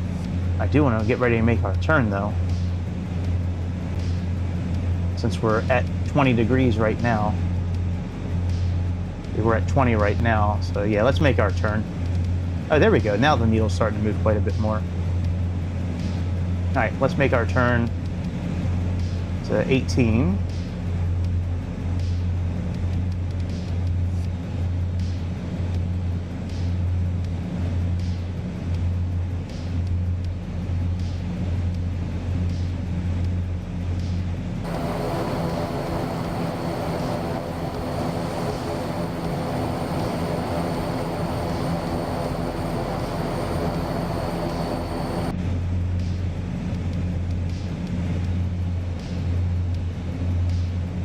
right, now I want to try navigation now that we actually have something we can lock onto.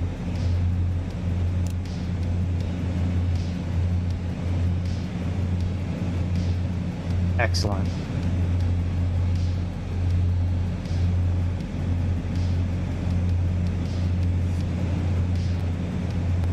All right, let's see what navigation does, because I do have 198 plugged in. Okay, it's looking to do 198. Okay, let's go back into heading mode. And let's set this for, we'll do 18.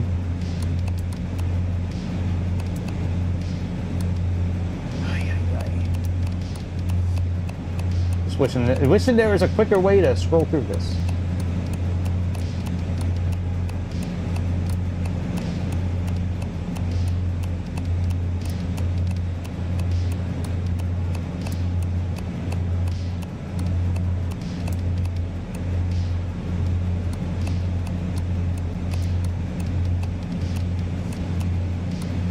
There we go. All right, now let's do navigation.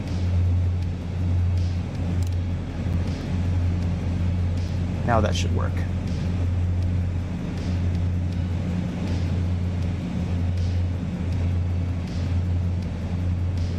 Yep. Excellent. So we got navigation mode working again. Or not again, but it's finally working. After that, we have 113.10. That's Hamburg.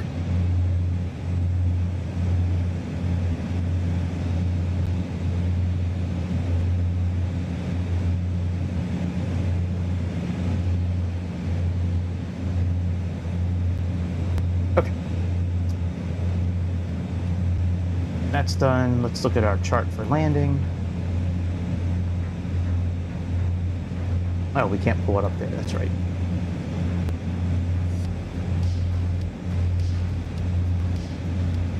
But we can pull it up on here. So we are looking at 109.55 and a final course of 149.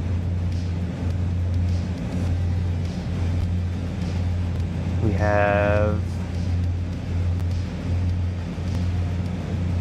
say, 270 would be our, well, we'll say 510. For our descent, for the decision height, we'll say 510. Now, can I plug that in here?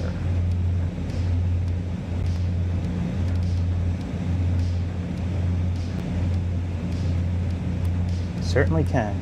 Very nice.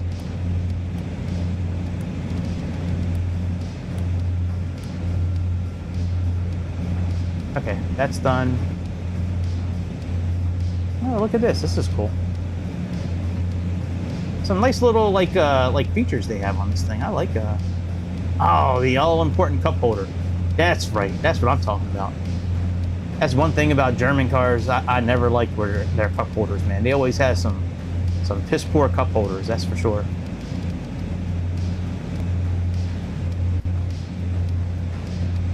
All right, now is this giving us our distance yet? It is not still giving us our distance.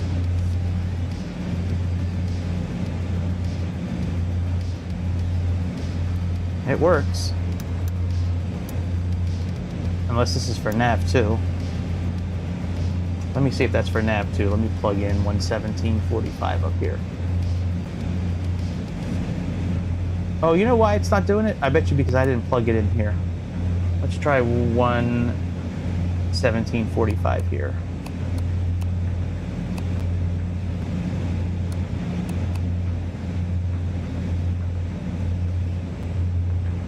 There we go. All right, very good. Let's plug in 113.10 here.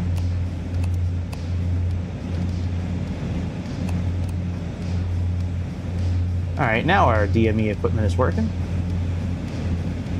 So we have 16 miles, roughly 5 minutes. There we go. That is much better.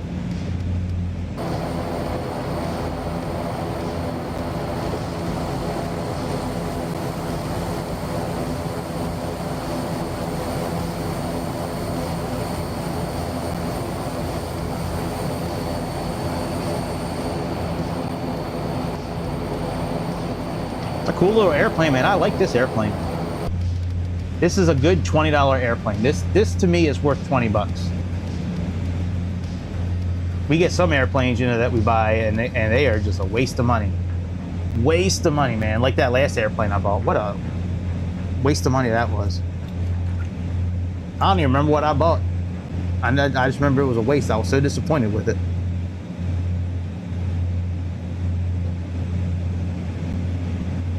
I wonder if I put in storms, if it's going to show up on the weather radar here. Let me try that.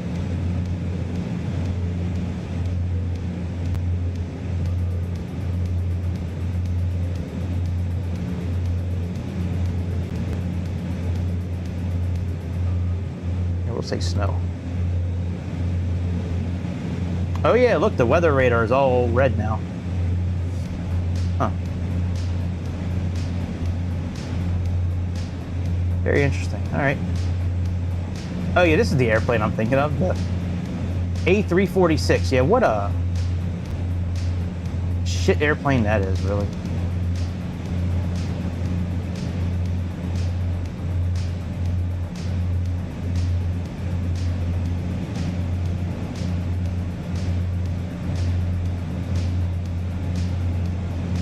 Yeah, what a shit airplane that was.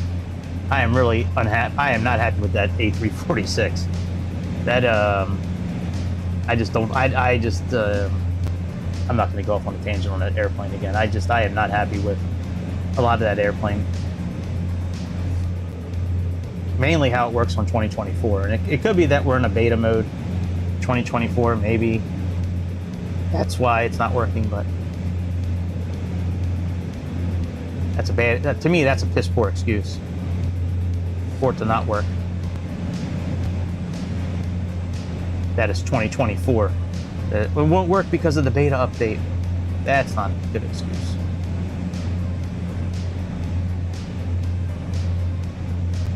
All right, let's go into heading mode.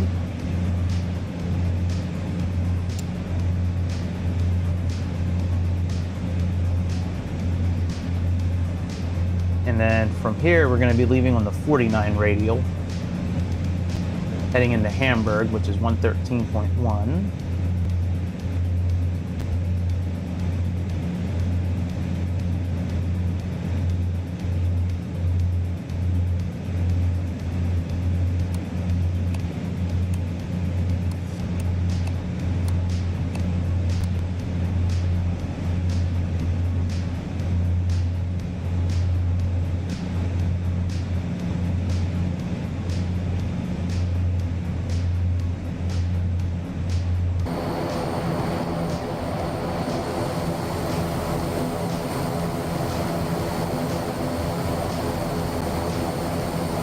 Very nice little airplane. Very nice. I want to do another flight with this thing where we take it up to like full altitude, like we go up to 29,000 feet. I'd like to see how long it takes this thing to climb up that far.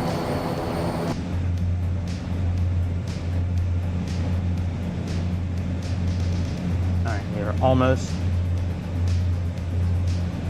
at our station, and we're going to be turning after this. Turning on a 49 heading.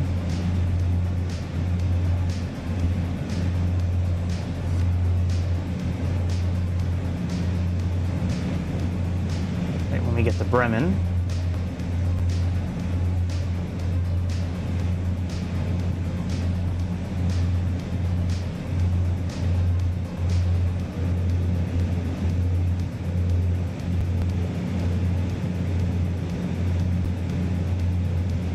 It looks great. If they added in these buildings as part of the update and the farm fields and the little, I mean, they did a really good, I mean, if this is all part of that update, they did a really good job.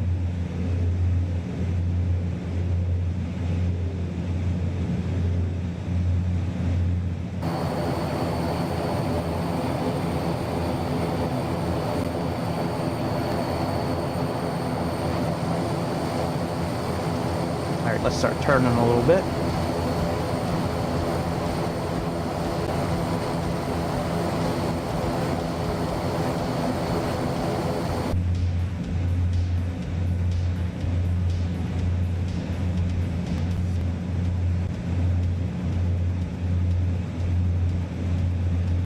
Very cool.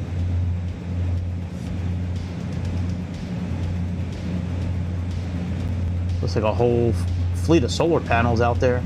Wouldn't surprise me if that's what that is. Not here, not in Europe, that's for sure. They're all for that alternative energy and shit like that.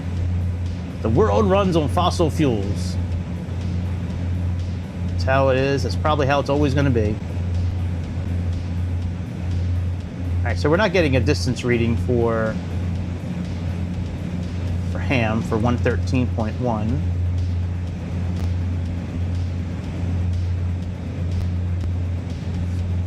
Now our landing again, I wanted to say that was 109.55. Yeah, 109.55, so let's program that in.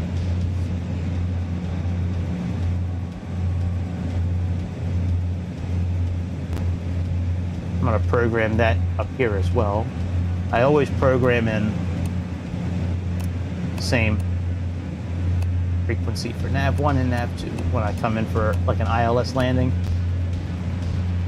Because in the F28, that's how you have to do it. That's a Fokker airplane. So I'm just guessing that you would probably need to do something very similar with this airplane.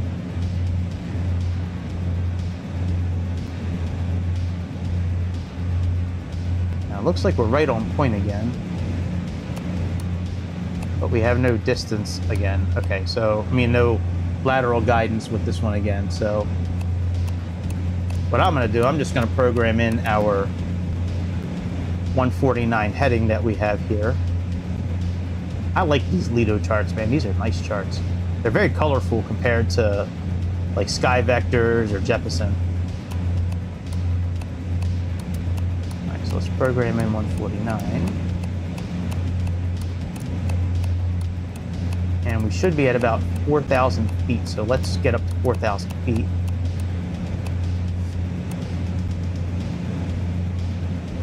So what we're going to do is we're going to unclick altitude. We're going to pull this up a little bit and climb up to 4,000 feet.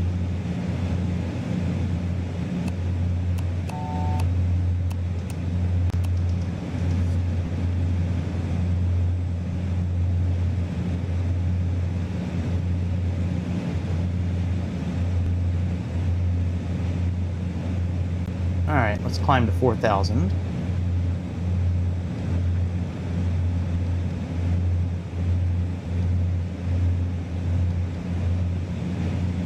Currently about 800 to 1,000 feet per minute, it looks like.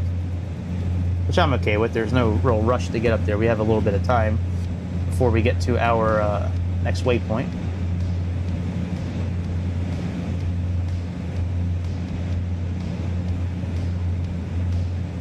Yeah, we have a little bit of time.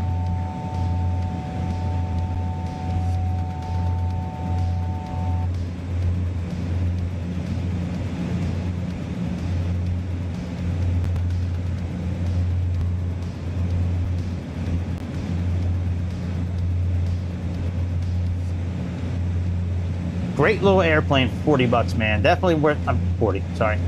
Definitely a really good airplane for 20 bucks, that's for sure. All right, altitude is on. Let's get up to speed a little bit, and then we will reduce our props a little bit.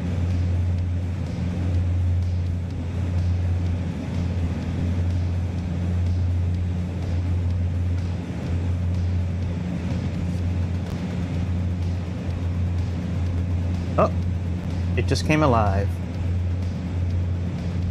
There we go. Now we're 50 miles out. Let's, okay, so we should be on a 49 radial. Let me get that programmed in here. I would love to just be able to hold it to the side and just have it spin down like some airplanes do. That would be nice. That would be nice, iniBuilds. Do that on your next update. How about that? How about that, iniBuilds? How about you do that next time? See, and as we're getting closer to the correct radial, this is now coming into play, so we should be at 49. Let's plug on navigation mode.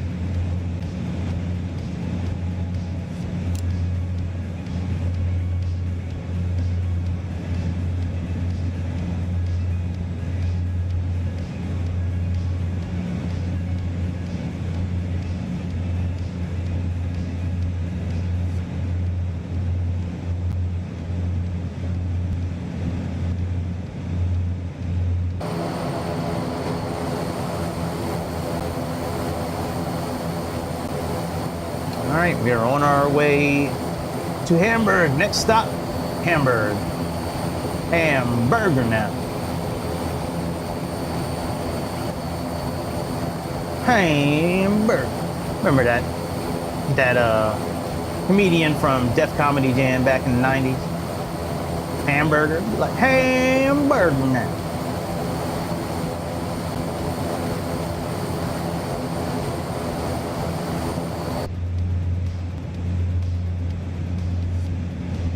This is just like Chase Plane. Sort of. Oh, look. That's cool. Look at all the peoples. Yay. Yay, peoples.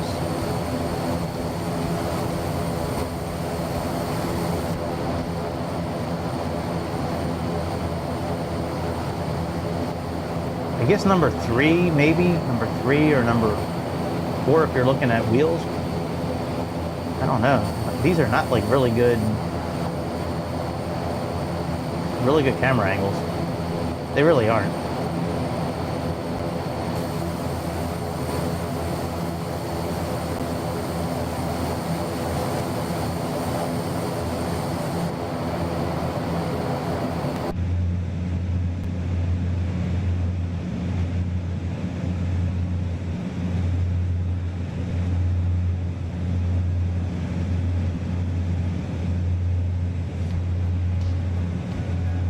Okay, fuel looks good.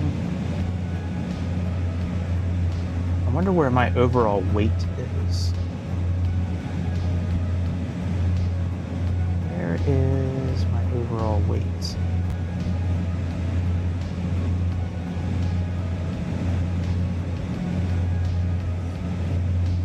Pneumatic, turn slip.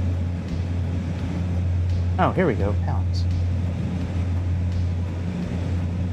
So we are still over 37,000 pounds. Landing weight should be... Let me pull up SimBrief real quick.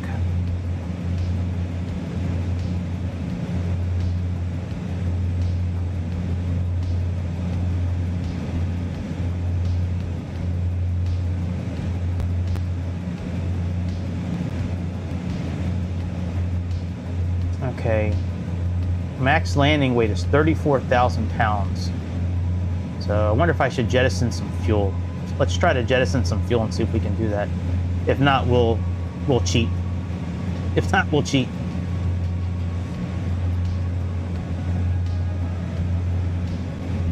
All right, jettisoning fuel. I could have sworn I saw that over here.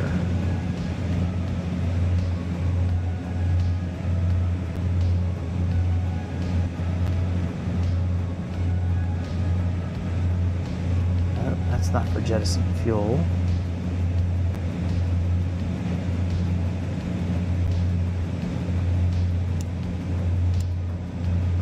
This probably would have helped out a little bit with earlier. Fuel filter, we don't need that. The heat, cross feed.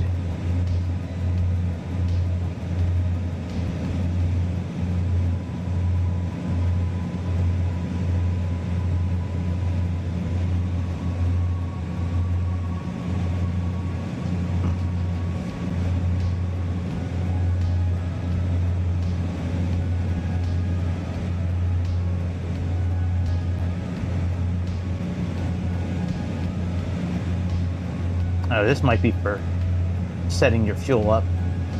That might be for the beginning to plug in the correct amount of fuel.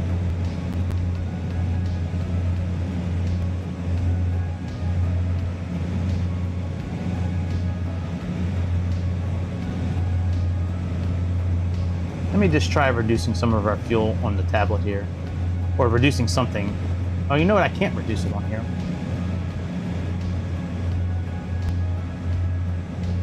That's right. Okay, let me try to do this a different way. I'm thinking that's what that total is there. Let's open up the tablet. Let's go back to aircraft. Flight performance.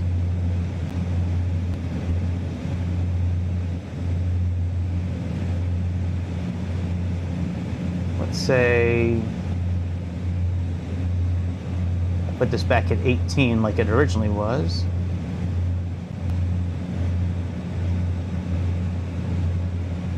Okay, so that didn't really do anything. Let's remove the cargo.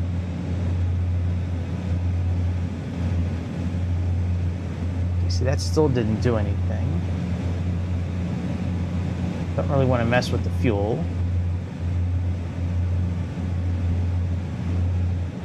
Total mass. Let me change this back to pounds.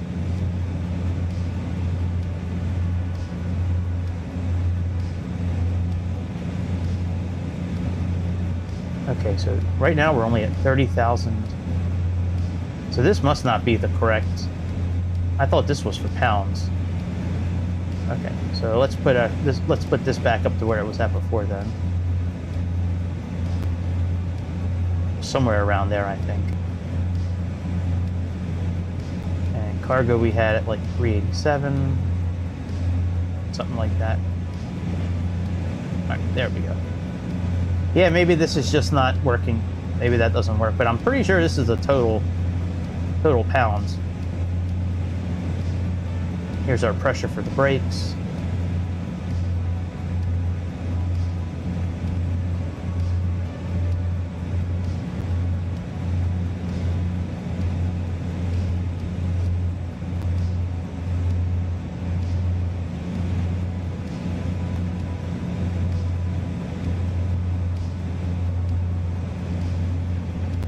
God, so many of those bird-killing towers out there, man. That's crazy. Crazy that they just, whoever owns that land is okay with that, unless Europe just forced it on them.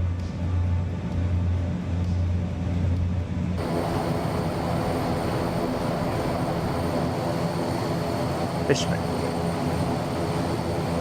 moist bird, moist critical bird. Right. That must be where his family comes from. Maybe they moved here generations ago from Moistburg. Moist Critical just kept the family name going. Looks like a football pitch down there.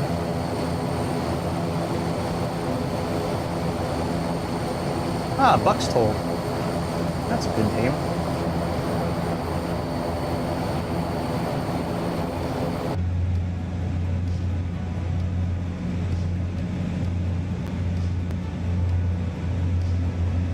We got about 23 miles.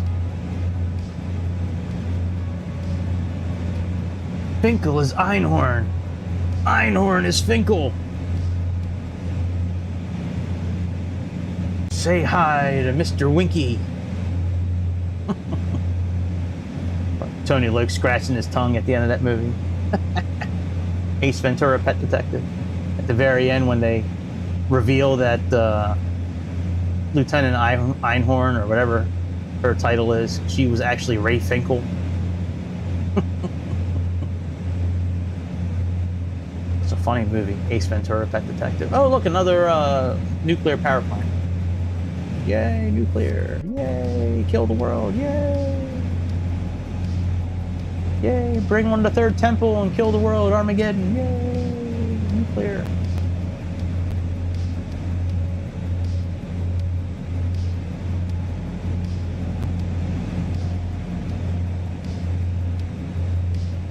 Actually, it looks like a pretty cool little airport to land at. We should look at that one day. Finkenwerder. What the...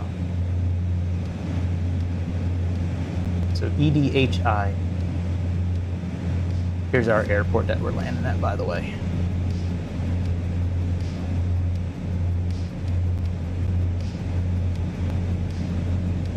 Okay, 6 more minutes.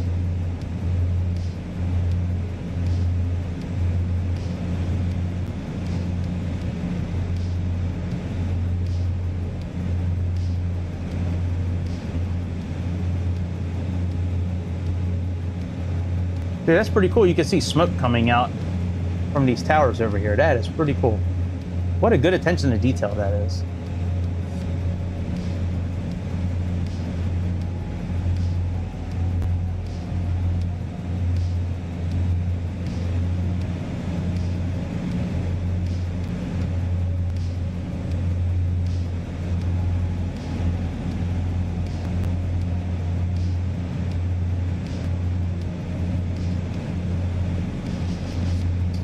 think that's running a little better now if I turn VRAM Plus off.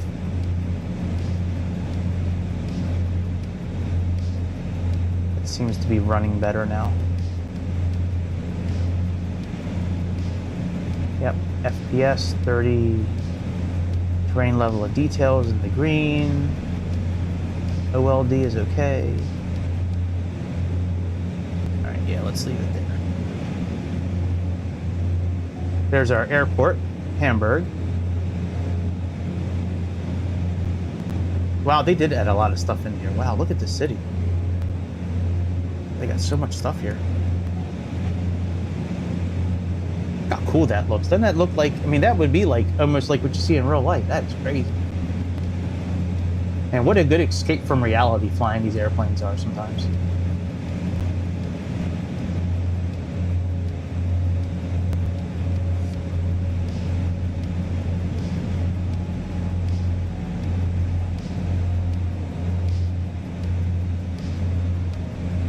All right, let's go into, oh, we're still 12 miles away. We'll go into heading mode here shortly. Because then from heading mode, we need to go into, let's see here.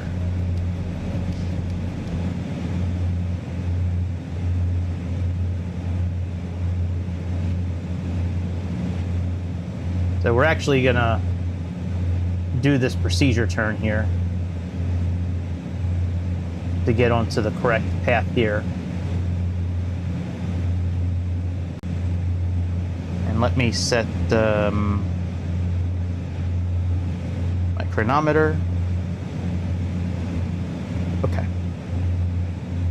Damn, it's almost 2 o'clock already. Holy shit.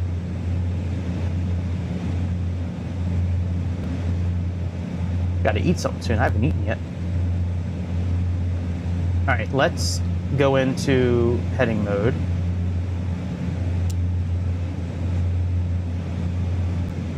And I want to work on coming in on this 23rd radial right here.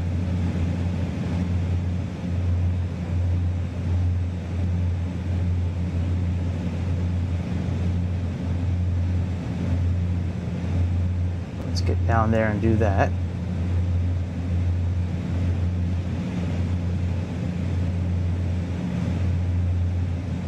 Make this smaller. We don't need it so big anymore.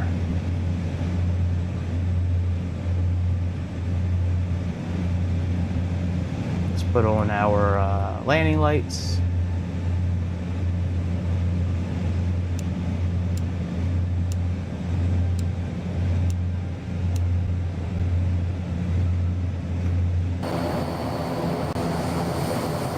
Okay, landing lights are on.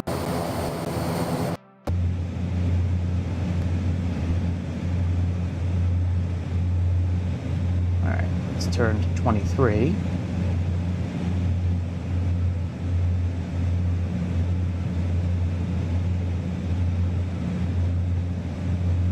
then when we get up, we will do our procedure turn.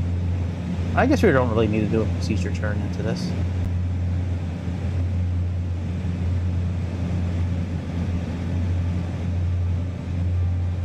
Yeah, I think we can just go right into it.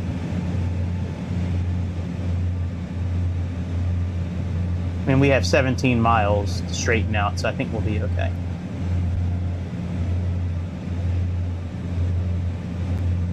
All right, let's program in our 10955.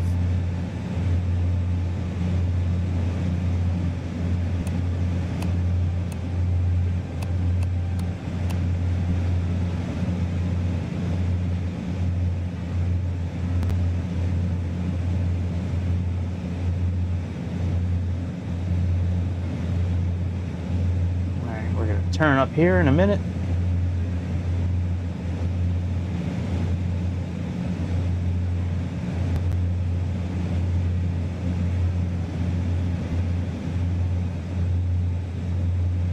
All right, let's get ready and head out on the 312.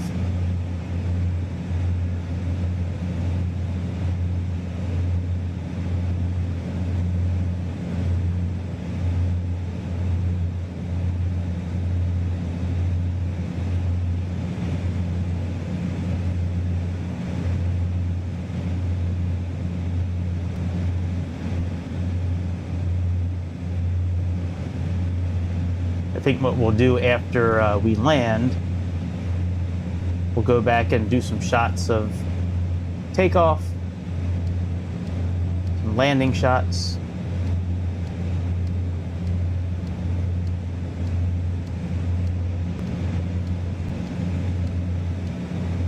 This needs to be set for 149.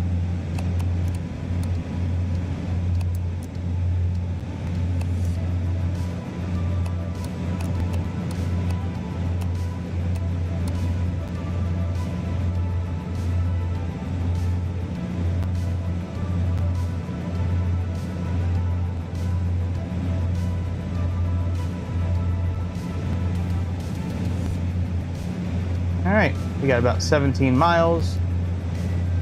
Oh, a little less than 17 at this point.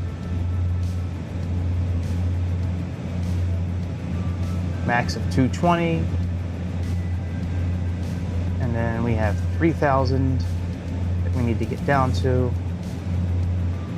I'm just going to leave the altitude programmed at 4,000 here, in case we need to do a go around.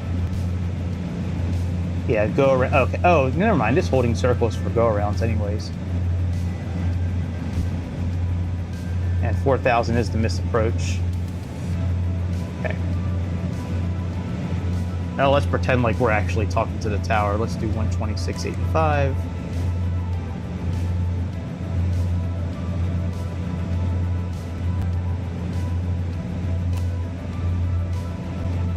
Oh, that's COM 2 anyways. Where's COM 1?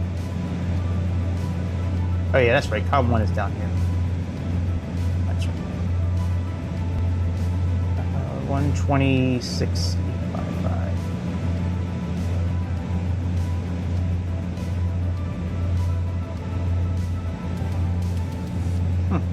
Okay. Oh, 85. All right, we'll do 121.280, I guess. It's the other one that's showing.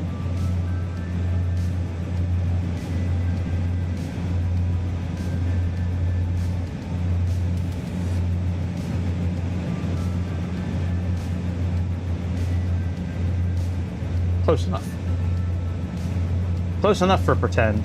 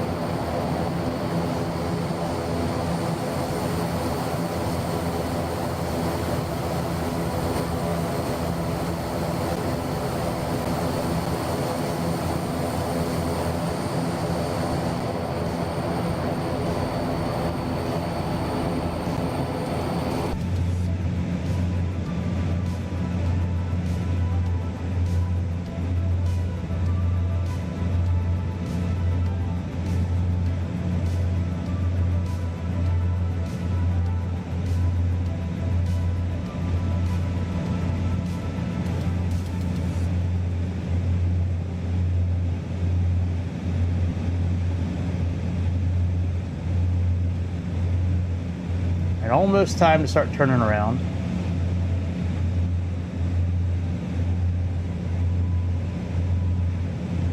We're 11 miles away.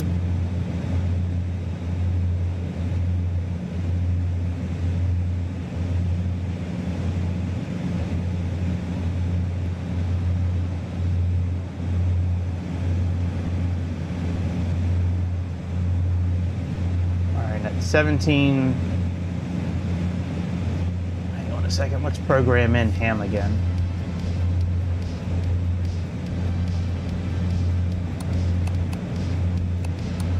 Because we need to turn 17 miles away is when we need to turn. See how it says here, distance D 17.2 ham? That means we need to start making this turn at 17.2 miles away from the Hamburg VOR station. So we're about 15 miles out right now.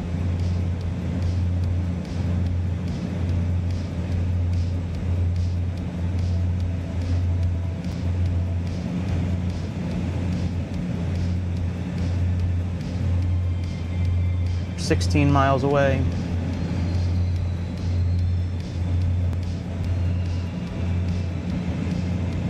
Once we start making our turn, we're going to start descending as well to 3,000 feet. All right, so let's take off altitude. Let's reduce our throttle a little bit. Let's go down a little bit. And let's start making our turnaround.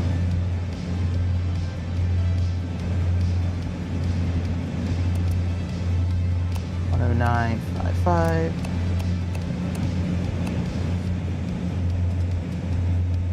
All right, now let's work on capturing this localizer.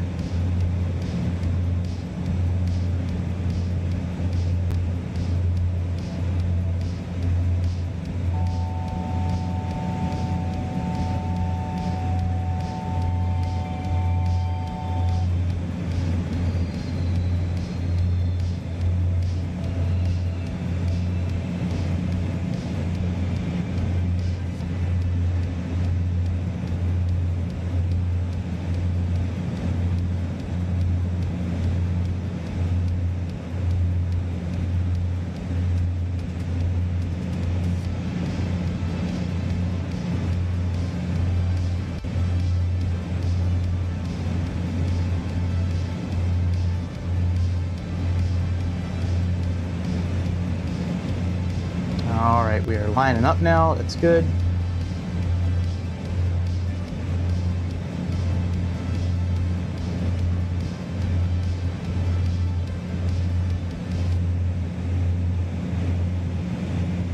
Let's put approach mode on to see what happens.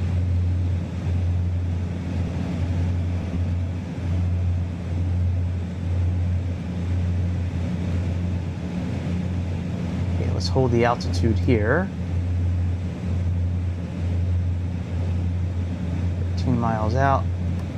Let's go flaps 1.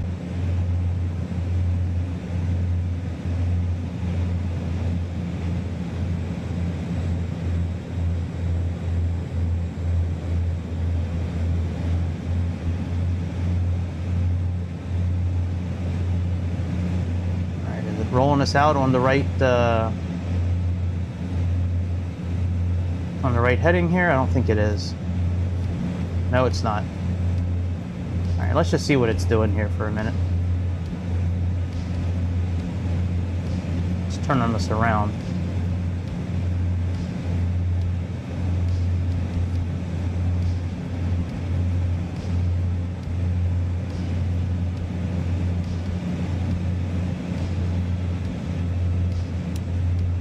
Okay, let's go back into heading mode.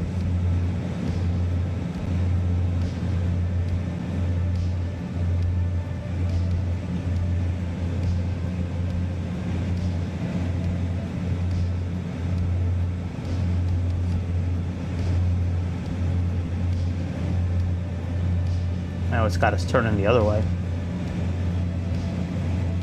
That's all right. We still have plenty of time to capture this.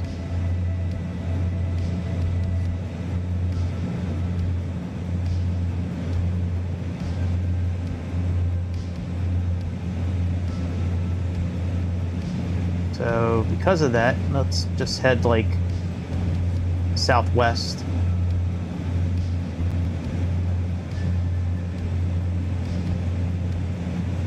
Until we capture this thing again.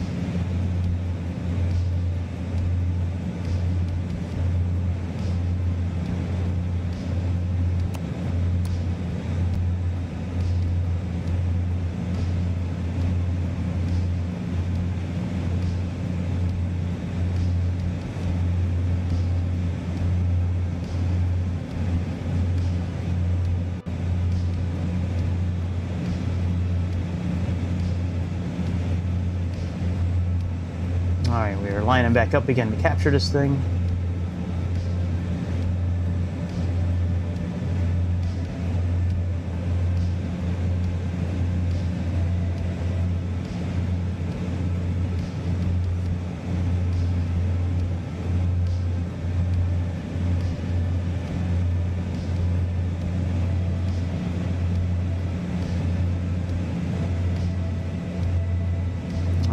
As soon as we start lining back up again, we'll switch our heading again. I probably could just fly this by hand. I'd rather get lined up first before I start flying it by hand. But yeah, we are probably gonna fly it by hand for the arrival. I mean, for the approach.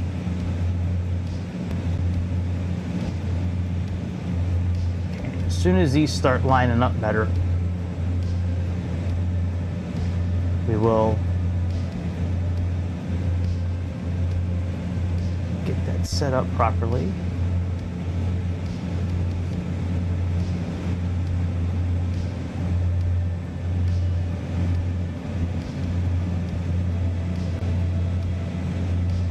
There we go.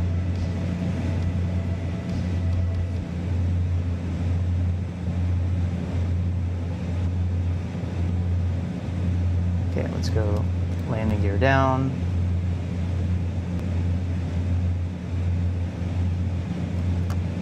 Flap 16. Let's do approach mode again.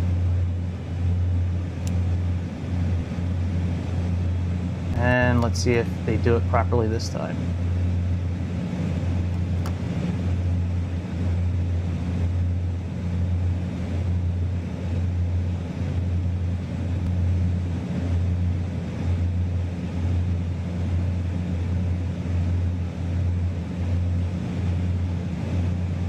All right, I think we're good now.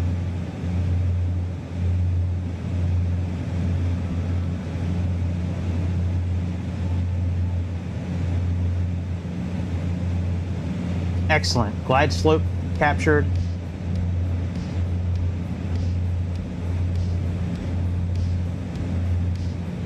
Excellent. Very good. There's our runway right in front of us.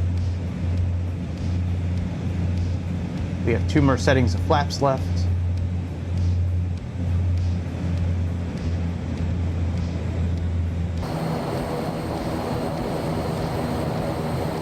Okay, that all looks good.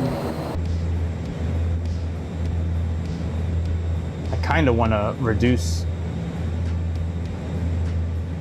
some of the textures here. You know what? Give me 1 second. Just so we can have a smooth landing. Let me turn off auto FPS. And then I just want to reduce the graphics quite a bit. That should smooth things out. So let's do, we're just going to do medium for all this.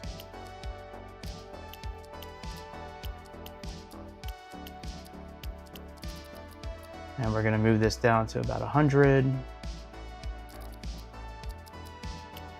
We can do that one there.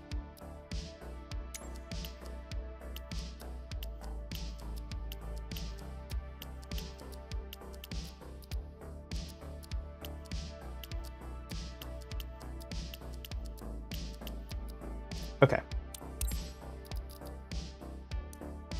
It should help a bit. The frame rate. At least I hope it does. Oh yeah, that's definitely helping out a bit.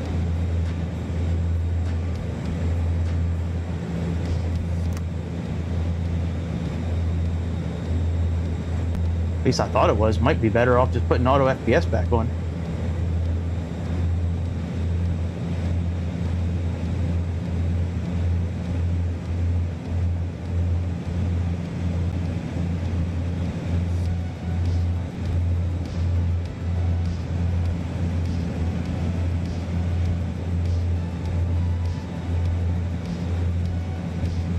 Let's take autopilot off. My control.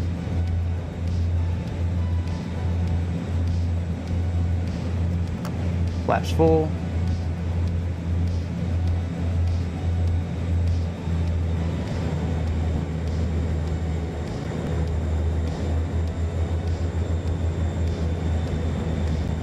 Oh shit.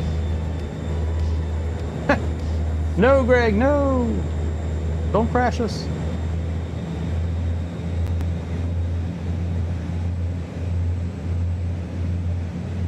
No, Greg, no!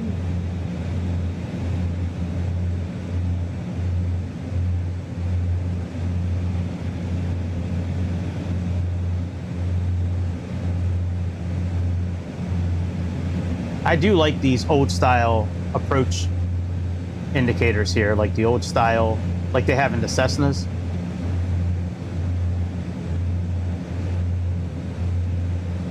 I do like that. I like that better than the glass cockpits with the magenta diamonds and all that. I like those big bars like that. Give me them big bars any day.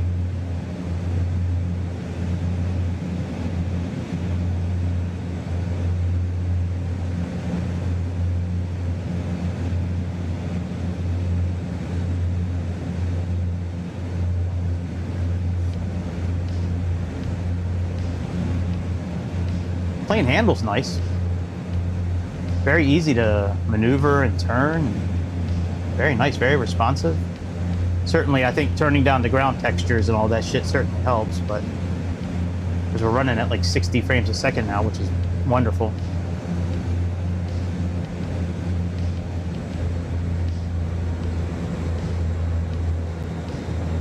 Can always turn it back up when we go in for replays.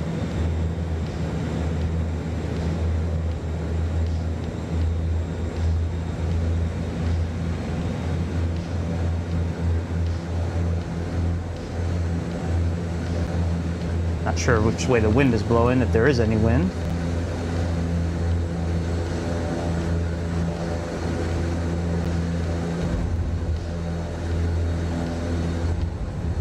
I'll take it.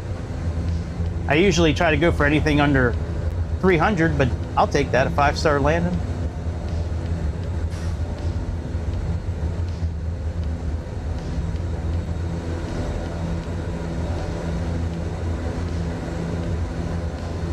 Excellent.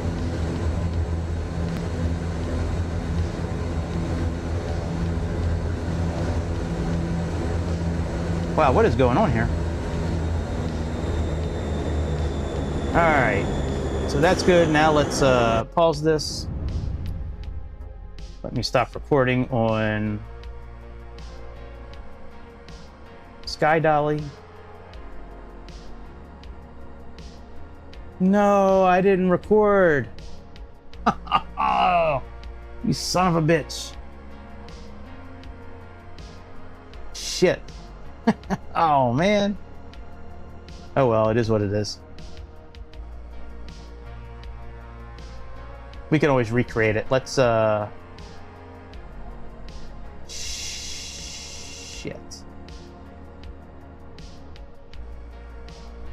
We're going to have to do the landing over again.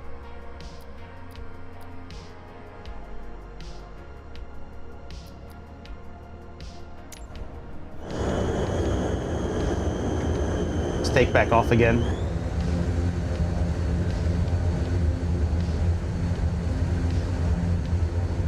Start recording.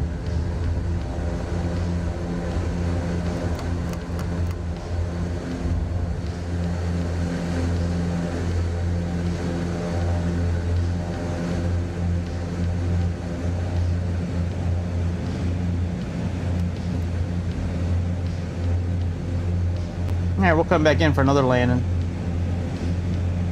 and then we'll do some takeoff shots.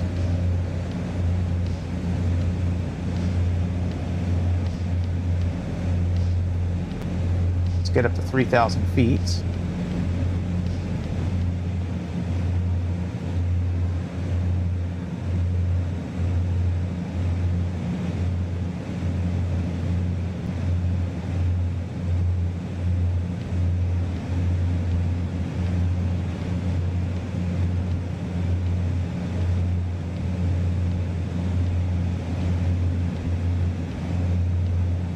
I remember opening up Sky Dolly a little while ago. I just never turned it on. I mean, I never activated it for recording.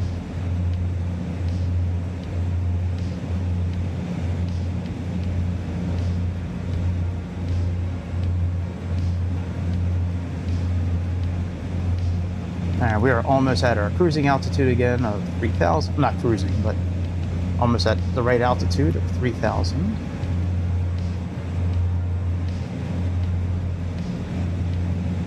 All right, let's put autopilot back on. Go into heading mode. And altitude.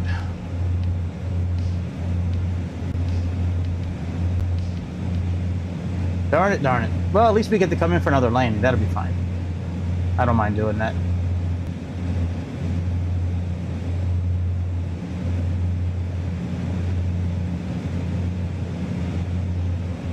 Maybe this time we'll get a little under 300.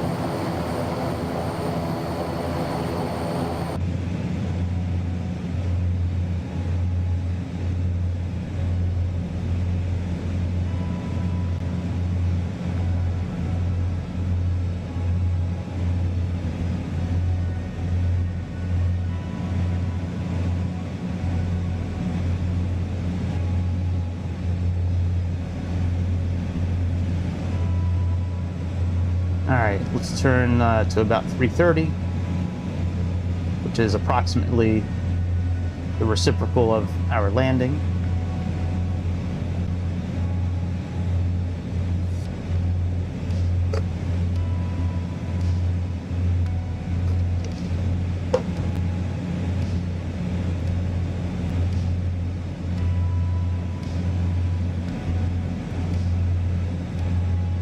Okay.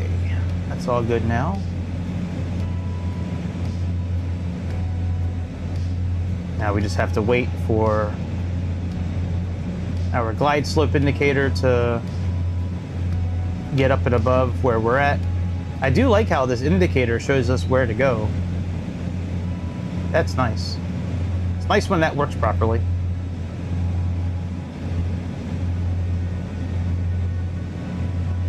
Oh, Alfhole. Always want to know where Alfhole was. Quickborn. It's a cool name for a city. Quickborn, Germany.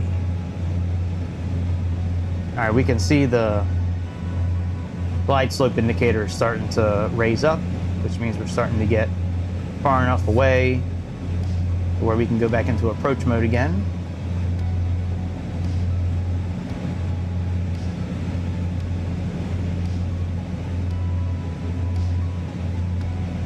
It definitely seems like around 100 knots is a good speed for landing on this bird.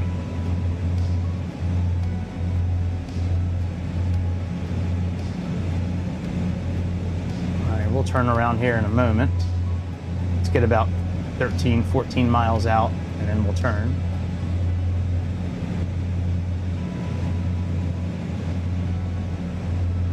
Maybe not 13, 14, maybe we'll do 11 or 12 miles. I just want to make sure I want to make sure we're wings level on the localizer before the glide slope starts to move back down again. I don't believe this plane will allow you to capture the glide slope without being locked onto the localizer first. A lot of planes are like that. Some planes, like in the Boeings and things like that, or at least in PMDG, you can change that. I think you can do it in iFly as well.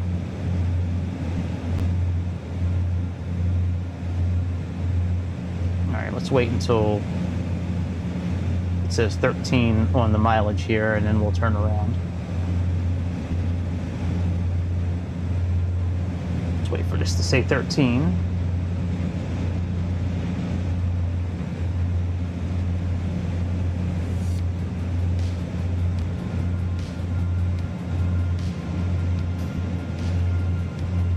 Turn around. Turn around.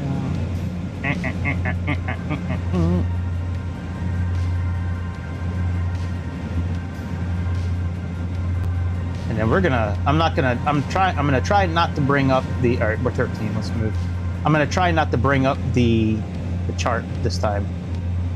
We're going to try to just use our indicator here. So we have 149 plus 45 is 194. So let's put this on like a 194 kind of heading.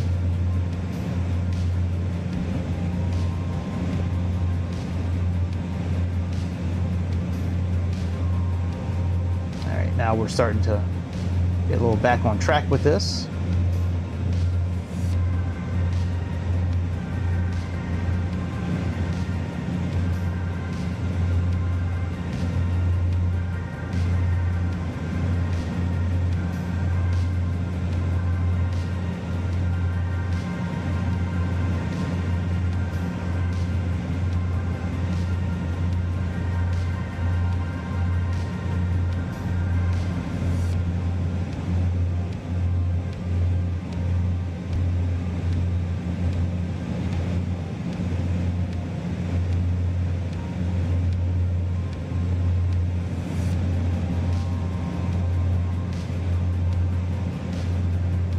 Once we see the vertical needle start to move, then we'll move and line up. Starting to move, it looks like. No, it's not. That was just my imagination.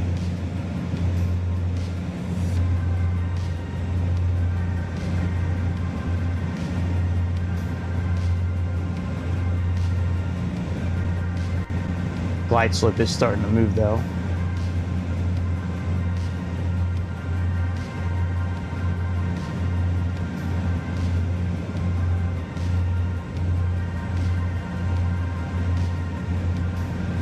All right, let's go into approach mode.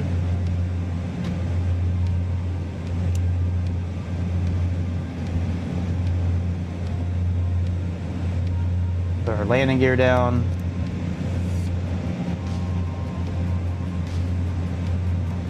Flaps down 1.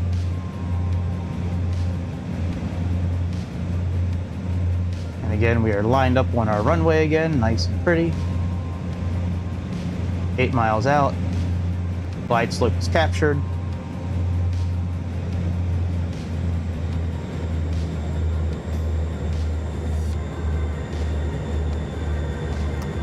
Flaps 2.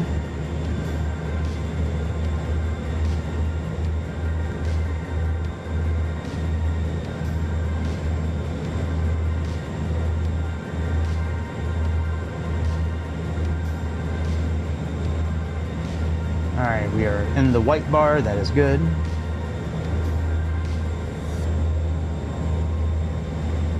Got 2 more settings for flaps.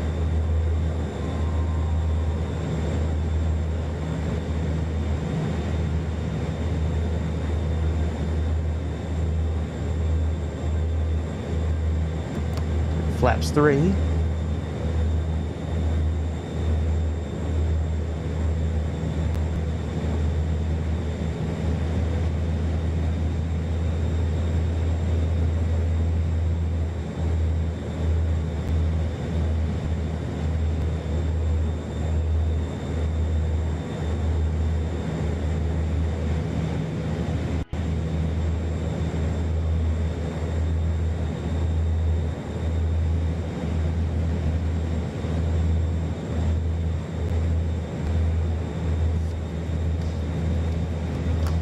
Flaps full.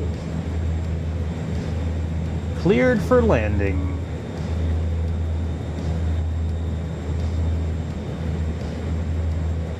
Cleared for landing. And we're going to take over manual control here in a moment.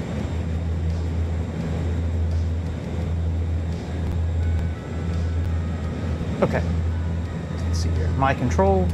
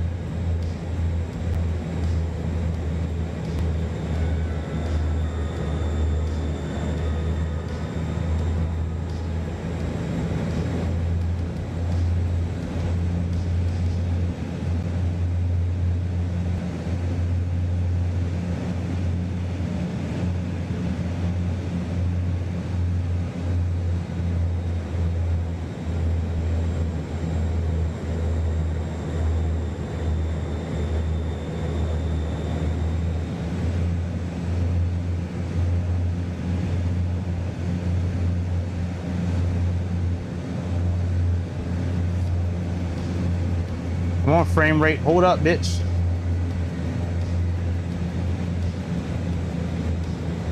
It's these German airports. That I have always had an issue with airports in Germany.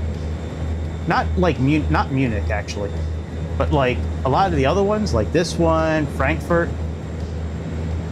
I usually have big issues. It doesn't matter if I'm on Xbox or Microsoft 2020 or 2024. It's just any of these like metropolitan style airports. Oh shit. No! Oh, we gotta do it again. Damn it. All right, let's go back around. Fuck, man.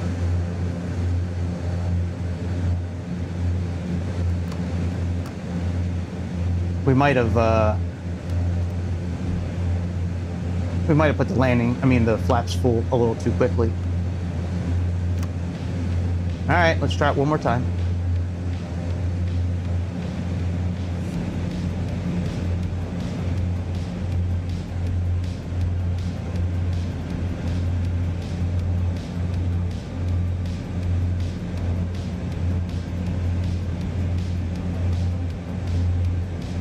Golly, I wonder if I'm better off just leaving auto FPS on.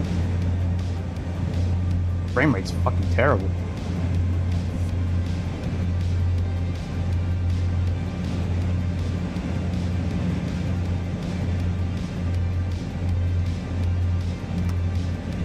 All right, flaps up.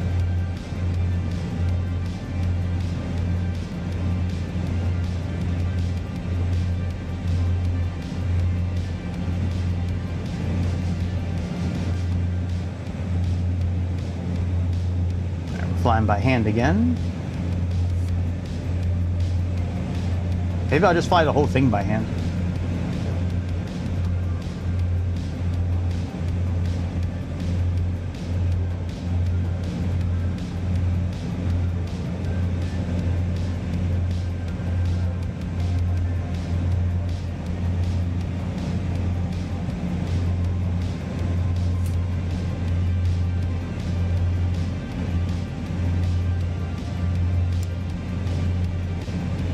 All right, so that's good.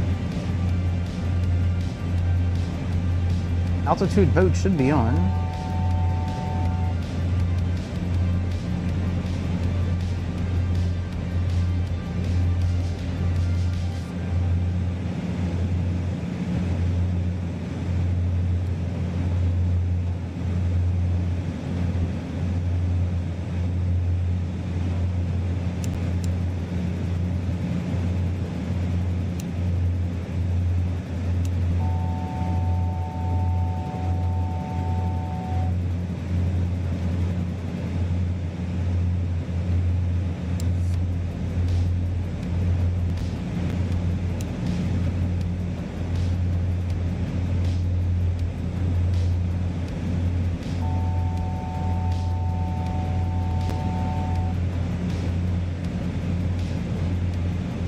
Get back down to 3,000 feet.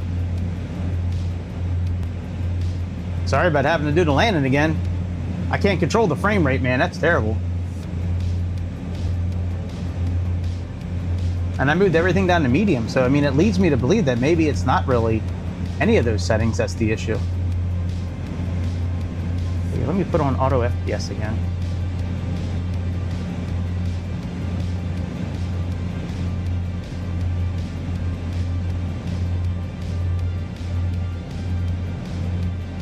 Oh, I never turned auto FPS off.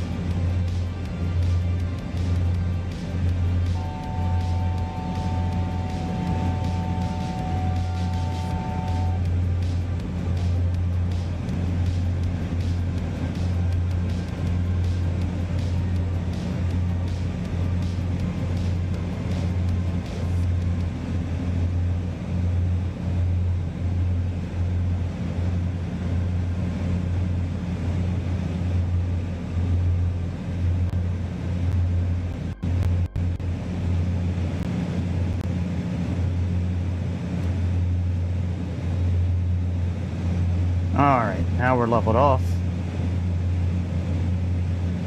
Glide slope is starting to get above us again. Let's go out to those bird killers out there and turn around.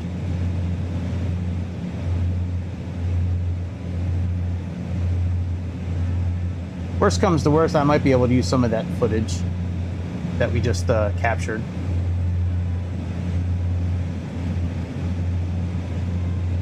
Because the first landing was really good. I mean, outside of being a little low for a minute, but yeah, that first landing was really good. I'm not looking for shots that like the flyby shots. Like, we're not going to do any of those today. I like using chase plane for that, but definitely for takeoff and landing, I want to grab some shots of that. Now we're recording, everything's good. I can't believe we didn't. I recorded the actual video itself, which comes in handy. That way I can edit it later instead of having to. Because if I don't record it the way I'm doing it now, then I'd have to play back the whole stream and then like screen record it. I don't really want to do that. I don't think the quality will be as good. All right, we're 14 miles out. Let's swing back around now.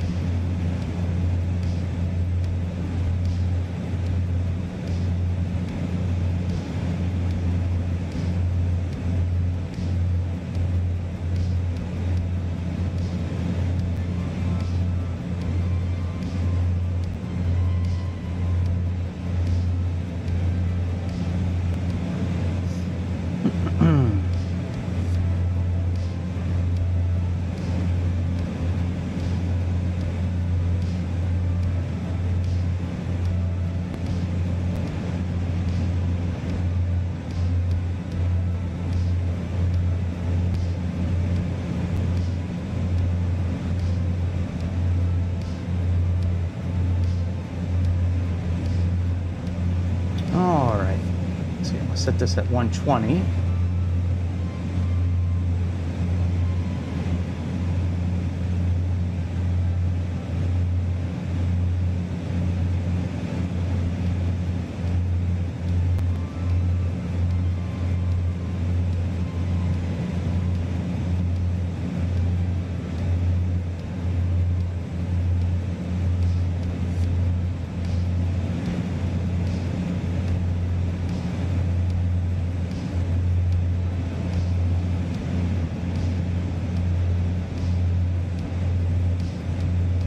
Almost lined up.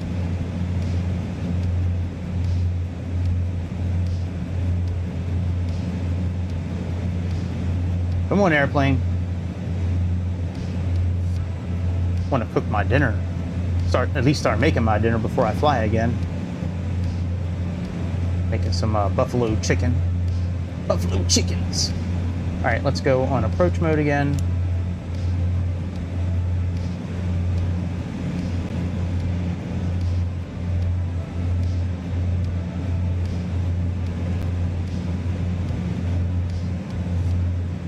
Miles out.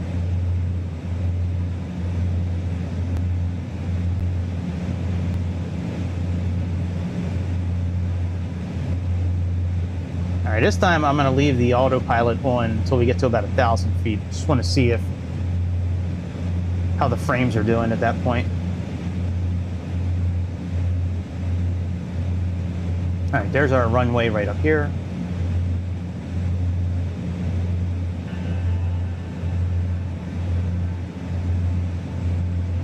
Flaps 1, landing gear down.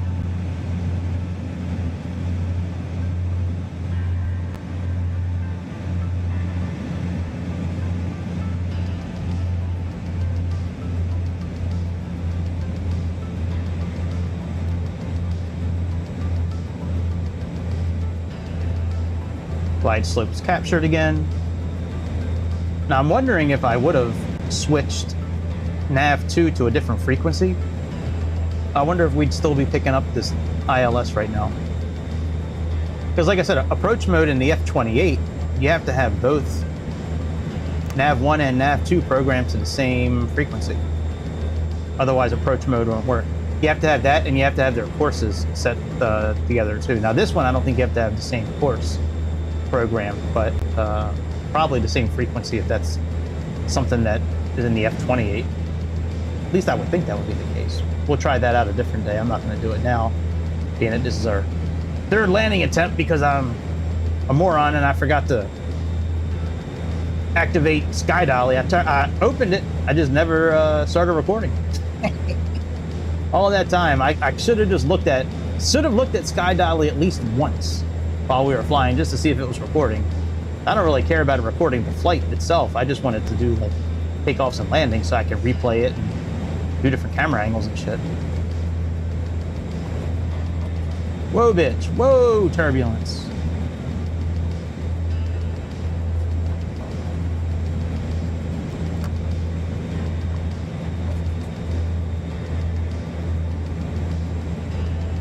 Are you hidden again? No, you're not hidden.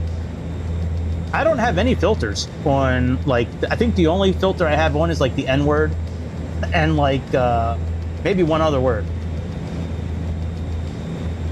And I don't even know if that's blocked anymore. I don't think anything is blocked. I might have it on medium. I don't, you know what, Grease, I'll have to take a look. I don't remember what, I know I don't have any words programmed in there, but maybe I have it set for like medium or something like that for speech. I don't know. I'll have to take a look when we're done. It's my third landing. The first landing was really good, but I forgot to record it. So now we're coming in. This is our second attempt since we've been recording.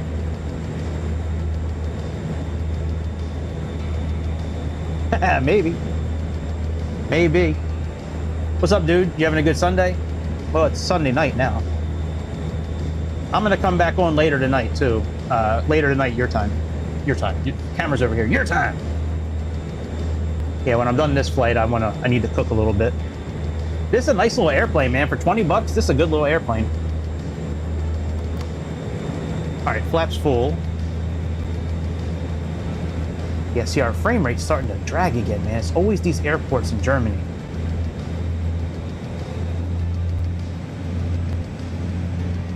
And I turned everything down to medium. That didn't help.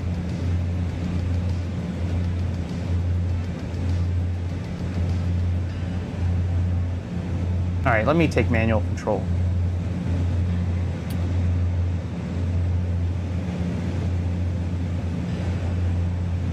Hang on, I can't look at chat right now, Grease. Hang on a second. Let me land this airplane first. That BMW, the green one, that's your car, right? That's the one you're talking about? That car is slick, man. I like that color. Like I said yesterday, I had an Audi A4 that I special ordered from the factory when I was working for Audi. That was like a similar color green, man. That was like that's probably my favorite car I ever owned. That, or I had a Jeep Wrangler many years ago. That was just a pussy magnet. Back when I was like in my 19, 20 years old with that Jeep Wrangler I had, man, that was just a magnet. I'd park it in front of the 7-Eleven and it'd just be like a beacon for like those bug lights where it draws the moths in and it zaps them. That was kind of like my Jeep back in the day. They touched that Jeep and they were zap. Get in the car, bitch. Let's go. Let me show you how much headroom there is under the steering wheel.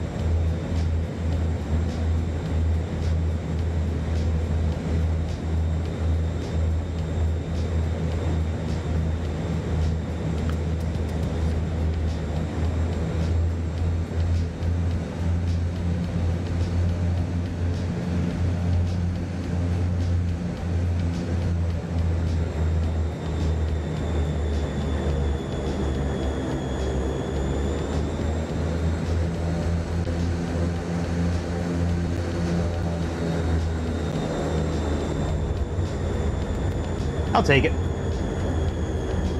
That's close to the first landing. First landing was at -314. I'll take it. 5-star landing. Yeah, that is rare. All right, so we got our shots. Let's end Sky Dolly. And let's grab some quick screenshots of this. And then we will go back and do a couple of takeoff shots. What a good little airplane, man. For 20 bucks. Captain iniBuilds. That's what I like to call this company. Captain iniBuilds.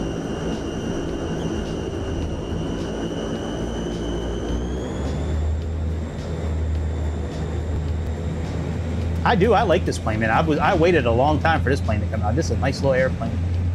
And for 20 bucks, you know, iniBuilds does make good airplanes. They're very mediocre at what they do, but you know, I'll never say that this company is like as good as Just Flight or Black Square, things like that.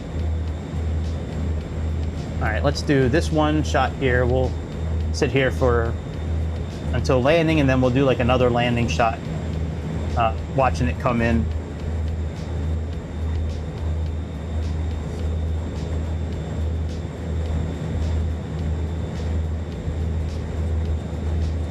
Yeah, it does.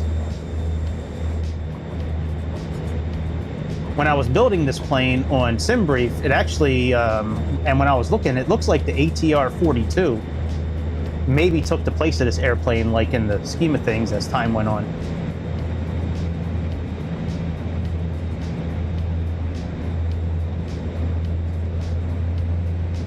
Yeah, man, that BMW you got's nice, man. I like where you can tell work's been done to it. Like you can tell it's lowered, it's got tint, it's got fresh wheels on it, but it doesn't have all, like I hate when people start putting all kinds of like plastic custom parts all over their, especially German cars like BMWs and Mercedes and shit like that. I hate when they add like plastic shit to it, like spoilers. Like not unless you're pushing a lot of horsepower to the wheels, are you ever gonna need a spoiler for a 5 Series. Not unless it's maybe an M5. That's a different story. That's a different beast. But a regular 5 Series or a 3 Series, 7 Series, E-Class, C-Class. I hate those big old wings. Maybe they don't do that over in Europe. In America, they do that shit all the time.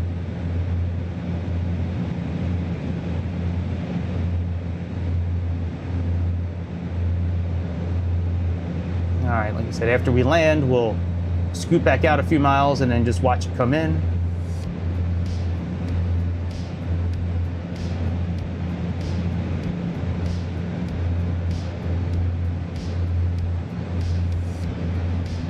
Nice little airplane. Yeah, we're going to be flying the iFly 737 MAX later. Got a WestJet flight plan from Edmonton to...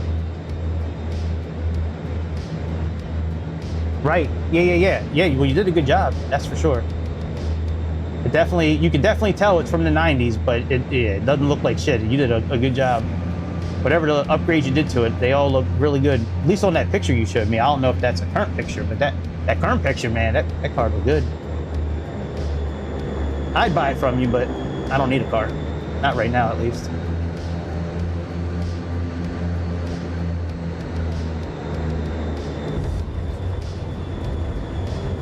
Okay, so that's done.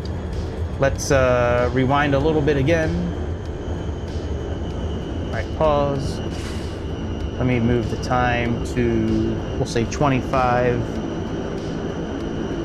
We'll say 24:27. And before I go live again, let's go ahead and get this up.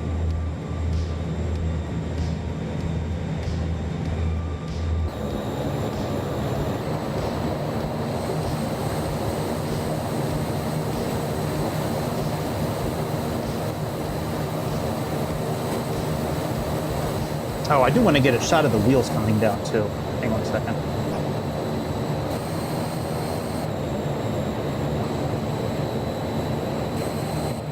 There we go. All right, let's rewind a bit more. We might need to move this back to maybe 20 minutes. Instead of it at 24 like it is now, let's put this back at 20. All right, wheels are going up. Let's wait for them to finish going up and then I'll click play.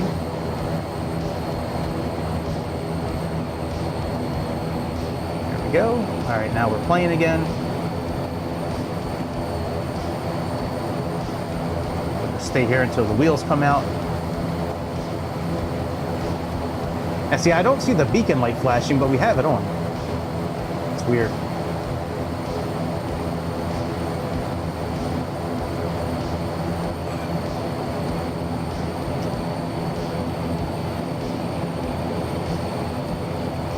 Oh, from the night you got it from the shop, you took that picture?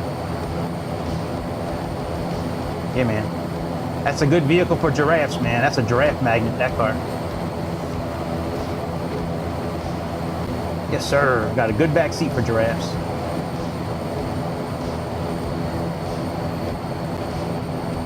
Oh, the beacon light is on. I see it flashing a little bit. It's just we're at 20 frames a second right now.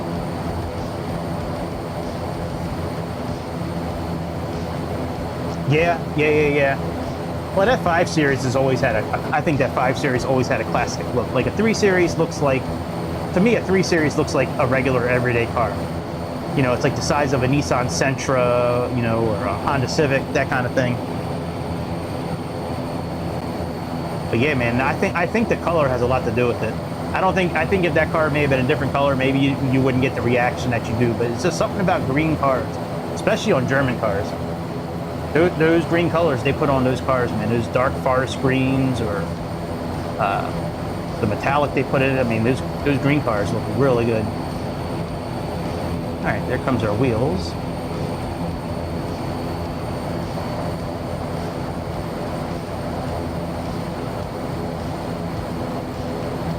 Okay, front wheels coming down. Now we can switch to a different camera.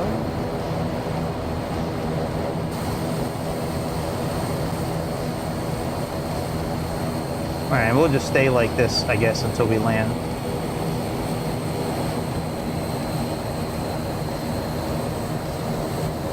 You know what? We don't need to stay like that. Let me fast forward a bit.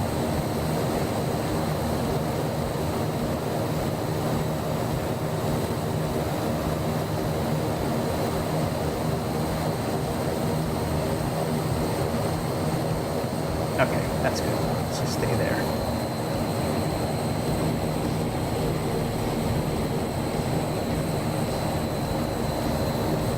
And like I said, we got to do a couple of shots of takeoff. We'll just start right on the runway and just grab a couple of shots taking off. Maybe a shot of the landing gear going up, maybe, I don't know. Without chase plane, getting some of these camera angles is a little more challenging, but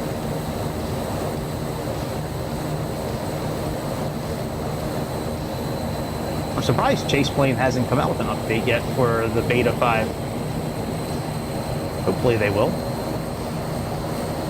I'm really anxious to see these updates from Navigraph. I really want to see what this feather thing they have coming out. They have a new thing coming out where it'll draw a straight line down from the runway. So like the runway heading, you'll see like a huge line now, like drawing right through the runway and out like 15, 20 miles. So that's really good. Yeah, they got some cool updates coming out. I came real close to buying that black square Caravan, but I was saying it earlier, I have so many of those black square planes right now. Like I have like 4. Like I don't really want to buy another one. I'd rather save that 50, 60 bucks and just add another 40 bucks to it and get that flight factor 757 that I've been talking about buying for a while now. I really do think that's going to be the next plane I get, that flight factor 757. I really want that airplane. I want to get another plane for X-Plane that I don't have for Microsoft already. That's, you know, a big reason why I don't fly more on X-Plane is because I just don't want to spend the extra money on airplanes that I already own.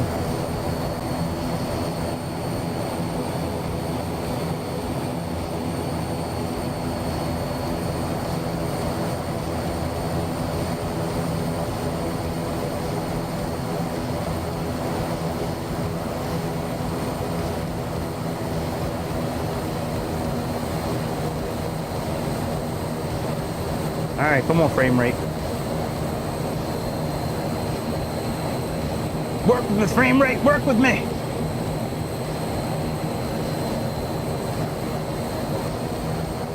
Everett Van Duck, or Duke.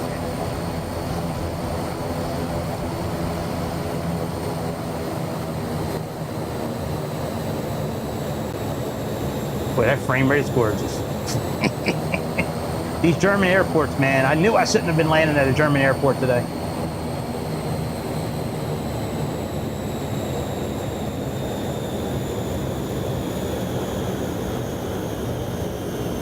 All right, so that's all done. Let me turn off, not turn off, but let me stop sky dolly, and then let's go back to the main menu and jump on the runway.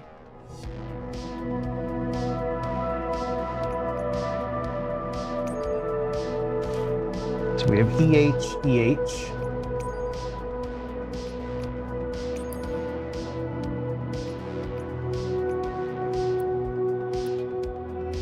And we took off from runway 3 right here. So let's line up here.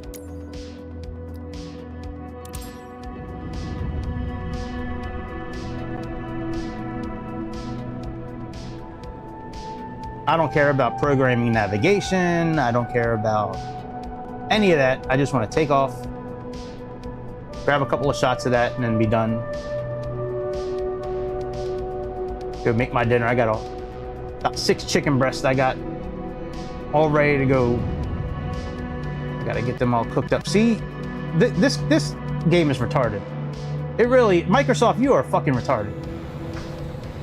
I did not choose this runway. You clearly saw which runway I chose. It wasn't this one. Let's go back. These fucking guys. Yes. Yeah, that TriStar is looking awesome. It's supposed to come out later this month.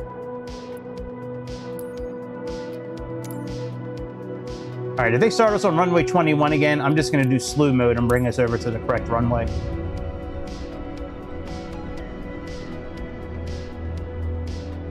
Yeah, that TriStar looks really good. The only thing that I don't like about it is that it is iniBuilds. I'm not a huge fan of iniBuilds, really. Like, they make okay. See, again, what the fuck, Microsoft? You guys are so fucking retarded.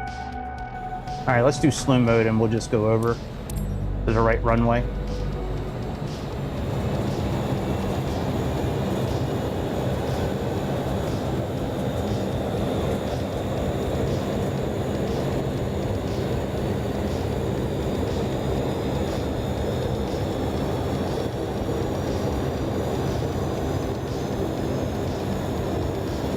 Okay, let's turn around.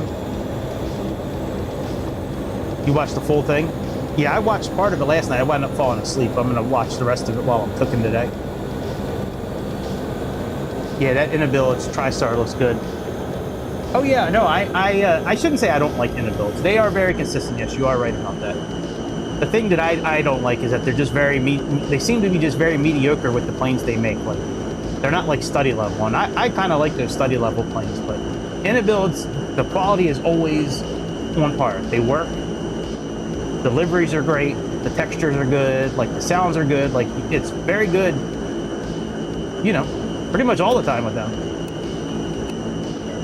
All right, let's put this back to the right. We had it at 2,000. Okay, let me get the lights turned on again outside.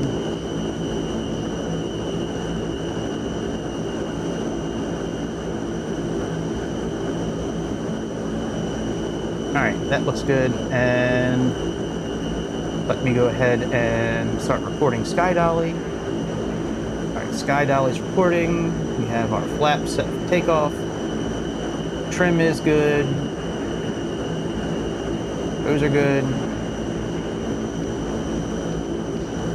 All right, park and brake, let's turn that off.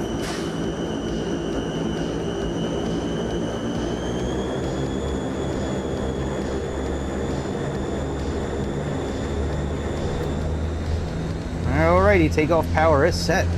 Airspeed is alive. Oh, I agree with you. Less study, less headache. Oh yeah. No, I do like iniBuilds. I'm not saying I don't like them. I just, you know, sometimes for the money they charge for their airplanes, I don't think it's worth it. But like, this one is definitely worth 20 bucks. Now, if the TriStar, when that comes out, if that's like a $40 airplane, I could see it. Maybe 50 at the most. But if they try to ask like 80 bucks for it or 70 bucks, I doubt I'm gonna buy it.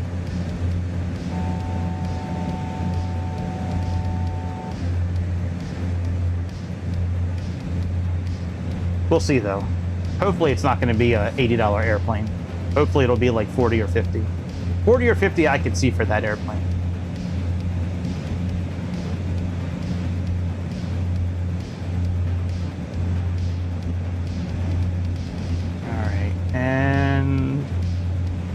almost ready to cut off the recording. I just want to get the autopilot turned on first, so we're kind of like heading somewhat level. Let me get our heading bug in the right place.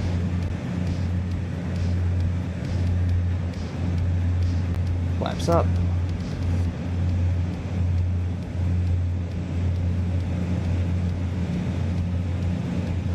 All right, autopilot on.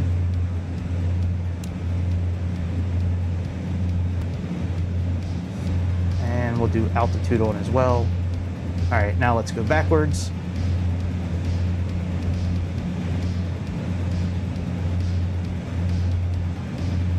Okay, stop recording, and let's rewind.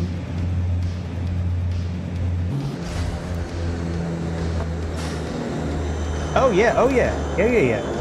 Yeah, I'm not trying to be too negative on that. You know what I mean? I'm really not. I just sometimes for what they charge, I don't agree with it. But no, man, you're for the most part, they make really good shit.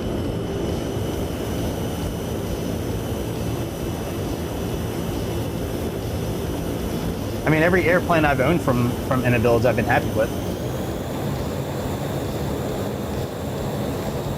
I just wish that they would activate a few more features in the airplane. I would like to see. You know, a few more buttons to push, or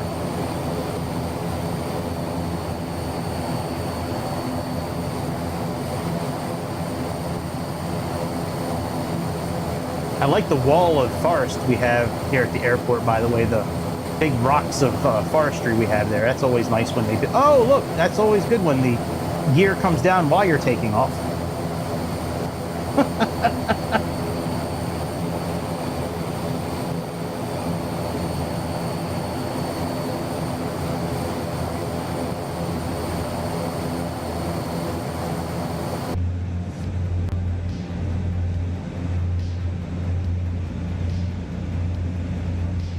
All right, let me just grab a shot from in here. Just rewind it a little bit.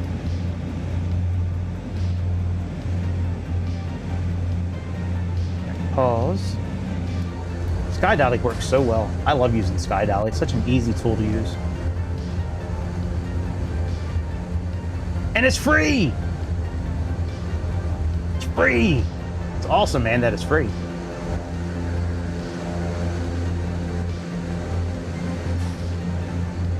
Bye, Eindhoven. See you never. I doubt we'll ever come back here again. Bye-bye. Oh, it's got a spaceship down there. That's cool. Yep, there's our big rocks of forestry. It's so funny how it's just like a sheet of forest. That happens a lot in Microsoft, I've seen. Just a wall of forest.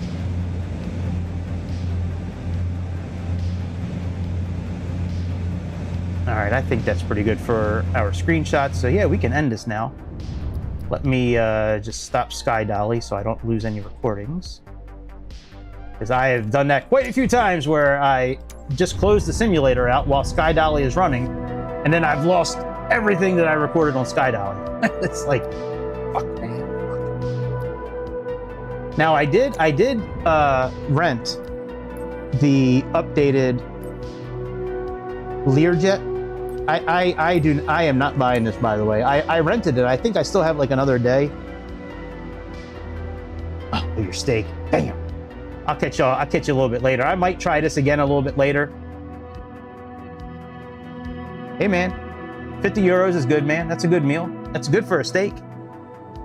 Yeah, man, I gotta take a piss so bad. I'm gonna get ready to end this here. But yeah, I did rent this instead of buying it. I have the 2020 version. I do not see the benefit of spending another $45 on this thing. I don't know. Maybe I don't know. Maybe I expected more from FlySimware, but I really expected it to be quite a bit different with a lot of things inside the airplane from 2020. And I don't know. We'll give it another look tonight before we take off. We'll take off with this and fly it for a few seconds. But anyway, that's about it, my friends. I will be back a little bit later today, probably closer to 5, 6 o'clock East Coast time. We'll fly the iFly 738 MAX. Yes, there is a 25 as well. That is right. Yep. I don't know who makes that one, but yeah, I know they do have it. So, all right, I'm getting out of here. I'm getting ready to explode. Like, I've been holding this in for a while. So, all right, I will see you guys on the next episode of the Airplane Show. See you, Grease. Enjoy your steak. I'll catch up with you later. See you.